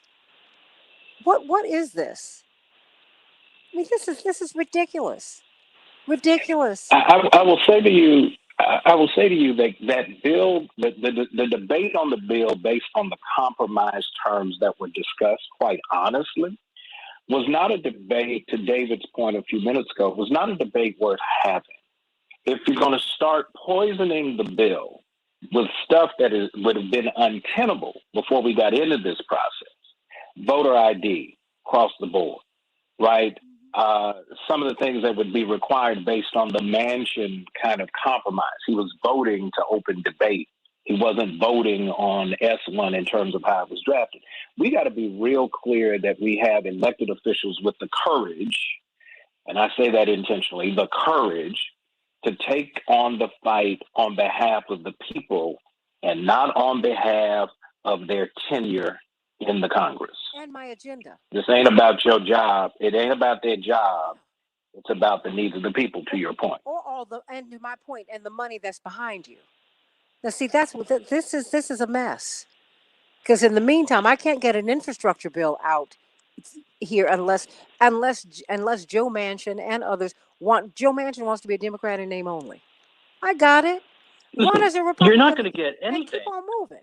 Just go get out. You're not going to get anything out of the Senate. You're not going to get anything out of them because 40 Republicans can block movement on anything moving forward. And this is going to be Mitch McConnell's strategy. He's going to say, hey, look, there's a Democratic majority in Washington. They control everything, people, and they couldn't deliver on any of these things you actually wanted. And then the Democratic argument to this in return is going to be what? Well, you gave us all of the power, but you didn't give us enough power to get around the filibuster, and we have a few people who weren't willing to do it, so you have to give us more power. We have to have 60 seats. And actually, no, we have to have 62 seats because there's Manchin and there's Sinema, but give us 62 guys, and then we'll really start delivering on behalf of you. And the math in this country, as the Reverend pointed out, is a 62 seats is insane. You're never going to have 62 Democratic senators. And you know what? And I disagree with it, because every time I give them more, they give me less. I run progressives. Right. Progressives come out the ground. They just come out their homes mad, and I'm just going to get out here and I'm going to run, and they don't support them. They give me an establishment candidate who is bound to lose, someone who lost before, and Charles Booker, who came out of nowhere. Had the trends continued and they were arcing in his direction, he'd be in the Senate right now. McConnell could think that's possibly exactly be right. out. Yeah. Get out of here. They do it all the time. They snatch defeat from the jaws of victory. They did it with Bernie Sanders. I saw him do it with Jesse Jackson. I see them continue to do it. And I am tired of giving people my vote, my support when they do not support me. People are out here starving. I think that's right. Starving. The math of this they need moment. to speak to this. And if you're not going to do it, then get out of my way. Amen. Amen. The math of this moment, though, is that they've got to do this now. We can't wait for 2022. We can't wait for 2024. 1 minute. The Democrats are going to lose the U.S. House in 2022, perhaps by redistricting alone. Democrats have a 5-seat majority in the U.S. House. David, 5 they seats. already lost They everything are down going ticket. They yeah. only won the presidency. They are going. That's it. They are going to lose 3 seats in Texas, 2 seats in North Carolina, 2 seats in Florida, a seat in New Hampshire, Kansas, Kentucky, 30. New Hampshire, Tennessee, Kansas, and Kentucky alone. A dozen seats are gone because of redistricting. So that is where you start. 15. The Senate battlefield is really difficult. 10. Toss up as to whether or not they're able to win these seats.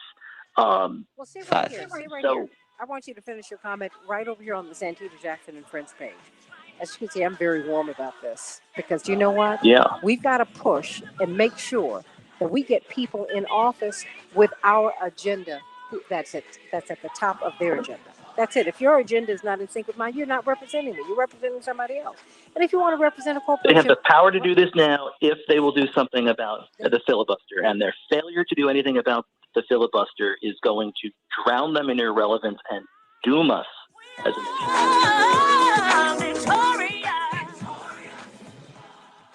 Unbelievable. Well, I want you all to finish your. No. I mean, I know I got wound up, but I am wound up. No, I did too. Yeah, I'm sure. I'm not going to apologize for this because I'm like, wait a minute. I'm looking at we barely got Raphael Warnock through, barely got John Ossoff through. We're going to barely hold on. I hope we can hold on to Reverend Dr. Warnock, Senator Warnock. I hope. I do too, but it's going to be super close, and all those election bills in Georgia aren't going to make it any easier. I think it's going to make it much more difficult. Yep. And when I think of the money, I'm sorry, Todd. When I think of the support that Charles Booker could have gotten, what difference would it have made for President Obama to have stopped by? He's the most popular man in the party. His wife is they're the most popular figures in the party. I don't know if he helps or hurts in Kentucky, but stop by. I can tell you that the woman that they nominated was going to lose 56-44 no matter what. So why not try something different for once? Why do the same old thing? Try something. See what happens. Let me give you this. The people who love you are always going to love you. The people who hate you are always going to hate you. You're going to inspire the people who don't like you, and you're going to inspire the people who love you. I'm going to side with the people who love me and keep on going. I grew up with someone who was the third rail of American life for 40 plus years. That's Reverend Jackson. And he kept on going. If you ask him not to come into a race or to come into a place where the race could tip in either that, if you felt that he was going to, if you told him that you're going to hurt me, Reverend would stay away. But you know what? These people always lost. Because guess what? The people who were voting for you, he registered for you. Are you kidding me? You sound crazy. And this is what Charles Schumer does. Charles Schumer picks these sort of bland, corporate, centrist candidates, and they run all around the country, and they lose all around the country. Always. It's kind of like they don't want power. If we look at Reverend's model, we go back and look at who has not yet been tapped to engage. You'll have a number of young people who will age in, who need to be registered. There are a number of folks who are amongst the disaffected who continue to sit out. In some states, you've got returning citizens that need to get re-engaged with the rolls based on whatever the provisions are. And so if I were to put back on an old Army hat, right, you have to have what they call battlefield scenarios. So scenario one was, let's break through 50-50 tie. We've got the votes with the tiebreaker from the vice president. Let's be real aggressive and go for it, knowing that on the opposition side, the other 50 are never going to go along. They're not going to come over. Trying to convince them and persuade them on do the right thing is just a non-starter. They are tone deaf intentionally. So that's your first move. So if your side doesn't have what's needed to get there, now you end up having to have this public bartering, this brokering with one of your own, to your point, Santita, who sounds very much like the other 50. So we're 50-50 on paper, but in reality, we're down a man because he ain't sure what he wants to be, right? So now that puts us in a different posture, right? If the issue is important, we continue to fight on this front. But if this doesn't hold, what's the plan? The plan has to be what Reverend showed us. We've got to register. It's got to be registration, education, mobilization across and it's got to be state by state. Rules be what they are. We got to figure it out, because if we don't, if you think, look, the indifference from the Republican side is probably the best we're going to ever get. If they get out of 2022 one or both gavels, you can just basically turn out the lights, because you're not going to get any kind of forward movement on any of the issues that matter to the folks who have been disaffected for so long. So this is a step. Won't get that. And here's the other thing. Right. If we do this and mobilize state by state, folks are waiting to see if a fight's coming. There are folks that are sitting on the sidelines trying to see if there's going to be any kind of mobilization to this onslaught. There's got to be some resistance. Reverend always mobilizes, even though the numbers may not look like they're in your favor. He's mobilizing the resistance, because once folks know there's resistance, there is pressure for the change. That's what we've got to do across the board. Wherever the fight needs to be taken, we need to take it there and take it to the streets. And you literally do it That's block. the game. And you literally do it block by block. I mean, because I've seen him do it. I've lived with him. You've seen him. The fact is, not just state by state. I mean, we met Cleo Fields on the ground in Louisiana. Abel Mabel on the ground. These were local people, and they got our support. We didn't have any money, but we had people power. That's what you have to do. But you also have to have enough nerve to say enough is enough. That's why he ran for president in the first place. Because the Democratic Party. We also need resistance leaders who aren't going to back down. But that's what I mean. No, that's why he ran. Yeah, we need resistance leaders who are not going to back down and compromise on voter ID the second it comes up. And we had to run. That's part of the problem here. And that's right. And we had to run on past the party. They sent in Ted Kennedy and Walter Mondale. Walter Mondale was the presumptive nominee in 1984. We were about to get our first black mayor in Chicago. Reverend Jackson, the vice chair of the U.S. Conference of Mayors, Richard Hatcher at the time, Marion Barry, asked him and others, please don't come to Chicago. We are on the verge. I mean, it's going to be tight, but we're on the verge. We've been registering voters, and the people downtown don't know it, but we're about to get a mayor here. We're about to put Harold in. They sent them anyway. I mean, and this is weeks and weeks of asking them not to come. And 30 plus years ago, almost 40 years ago, these were the most popular guys in the party. They sent them anyway. How insulting. Reverend said, you got to have an insult level. And you need to have someone who can say you need to be insulted. This will not stand. When I look at Charles Booker in Kentucky, I'm like, are you serious? When I look at Mike Espy, would have been more of a haul. But help him. Help them.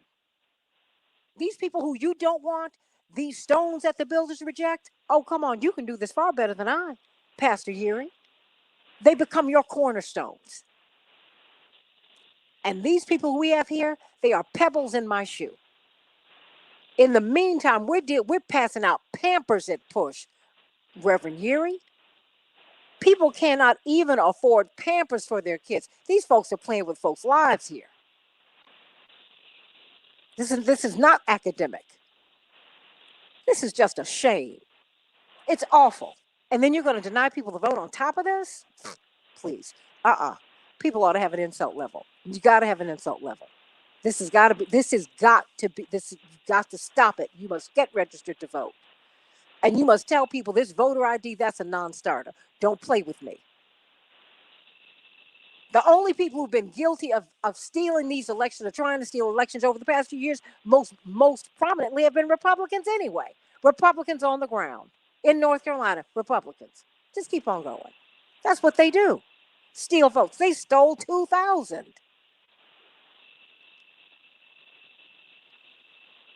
I'm just saying. They got to give me something better than what they have. And power concedes nothing without a demand. That's right.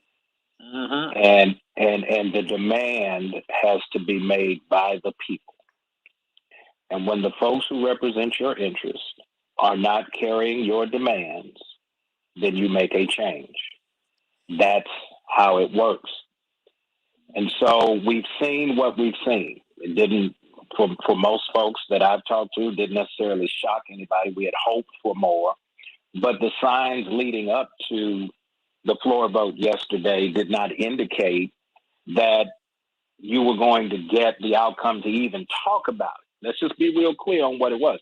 They don't even want to talk about it. There's no, and all of the stuff that goes with it, it's not it's not worthy of discussion. So when they don't want to talk about it, you force the conversation, force their hand, and you start applying pressure, and you apply pressure to the funding sources. All right, let's go back. Let's go back and look at the campaign finance reports from the last cycle. Which corporate contributions, which PACs supported the candidates that don't want to talk about voting? And let's apply economic pressure there while we're still registering and educating and mobilizing on the ground. This has to be broader. And I often, when I teach kind of intro to policy, I tell folks all the time, do the right thing is not a political philosophy. It's a Spike Lee movie. The name of this game is self-interest. And when your self-interest is not worthy enough for you to act on en masse, it gets to be ignored. We've got to make our self-interest rise to the moment by any means. Reverend has shown us the people power, registration, education, mobilization, the public interaction on the ground, but then the economic interest, the economic pressure is real. We've got to be willing to do the work, and we cannot be silent, and we will not be denied. That's the game. And we're saying all of that. And the game period is also you call your representative and you let them know that you are upset. You show up at their offices because we never had money. We had people power. Now, we have to understand how power works. You know, you have an economic lever, but let me tell you something. Nothing can beat people power. When people get out in these streets and not just march, when you show up at their office and you refuse to move, that changes things. There's nothing that politicians, that elected officials fear more than you. You need to be clear on that. You need to know just how much power you have, because all those corporate checks mean nothing if they don't have your vote. And more than that, if they don't have your support. Look at January 6th. All that corporate money didn't help those people at all. Not when they were running up and down the hall calling for Nancy Pelosi, when they had a noose outside. No, no, people have to take their power back. You might not have the money, but you have the power because you've got the vote and you've got your body. And we've got to show up And you don't need to look to these elected officials to lead you. They never have done that, and they never will. It's these organizations. Those are your advocates. These people, you send them to Washington, you send them to the State House, you send them to City Hall to represent you. They're supposed to follow you. We sit up here following the people we elect to represent us. That is perverse and crazy. That's why we're not getting anything. You forget who's in charge here. Kissing the ring. No. George Washington decided a long time ago, I'm not going to be a king. I'm going to be a president. Hey, that's what you got. They work for you. They live. That White House is a big old project. Fabulous, but it's a project. It's the people's house. Remember that. I have had my rant for the day. David, Daly, you all go on. I can't follow that. Yes, I mean, amen. No, yes. you can. It just makes me hot, David. No. You guys, yep. Makes me hot. I Spot on. I looked at that, and I think about your numbers echo in my head. You're like, you calmly say, hey, and you get a little more wound up. You're like, it's 41.5 million more people. I'm like, what? The Democrats represent 41.5 million more people. They sure don't act like it. They sure don't act like it. And here's the trouble. The trouble is that they've only got this small window in which they're going to have all three of these branches. It's only guaranteed until November of 2022. And after that, it's a real question. And if Republicans are willing to play this kind of hardball and Democrats have to get to 60, if they've got to gain 10 seats in the Senate just to move the most, just to have a debate about voting in the U.S. Senate. So unless and until Democrats understand that these Republicans aren't going to allow them to do anything, they've got to break the filibuster. They've got to use the power that they have. If Democrats are committed to this idea that their own constituents and all of our right to vote will only be protected if those who are seeking to disenfranchise us also sign on and agree to protect it, I mean, it's insane. It's insane. They are, as a result, the consequence of that is taking the right away. All right. They need this studio now. But I'm going to bring you all back because we need to have this discussion. Because you talk about power concedes nothing without demand, absolutely.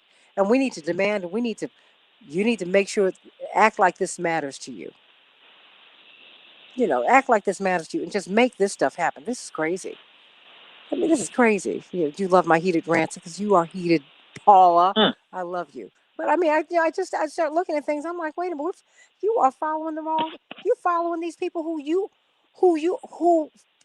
campaign begging for you so that you'll give them the job.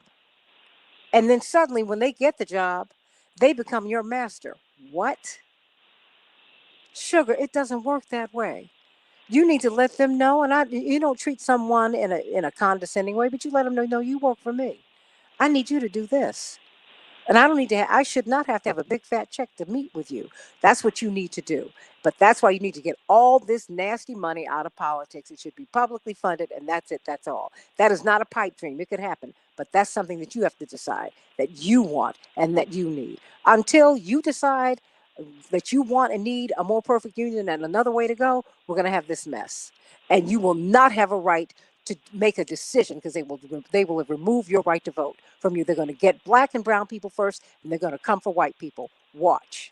They're coming for everybody. Because the original idea of this American project was only for property white men to vote. That's it. The idea was never for everybody to be enfranchised. And they've behaved that way ever since. Stop it. Don't let them do it to you. I love you, David. I love you, Tadiri. I'm going to go now. Thank you, Paul. Love you back.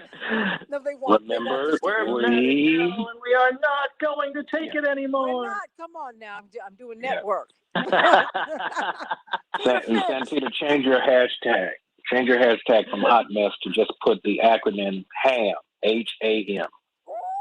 You are such a mess. I'm going to call Rhoda. I'm going to call Rhoda on Always a pleasure, my friends. Oh, I love you. You guys take care. Pay no attention to Todd Urey. He's a mess. See you guys. He's trying to curse on the sly on my show. I love you, everybody. God bless. Have a great day. Take care.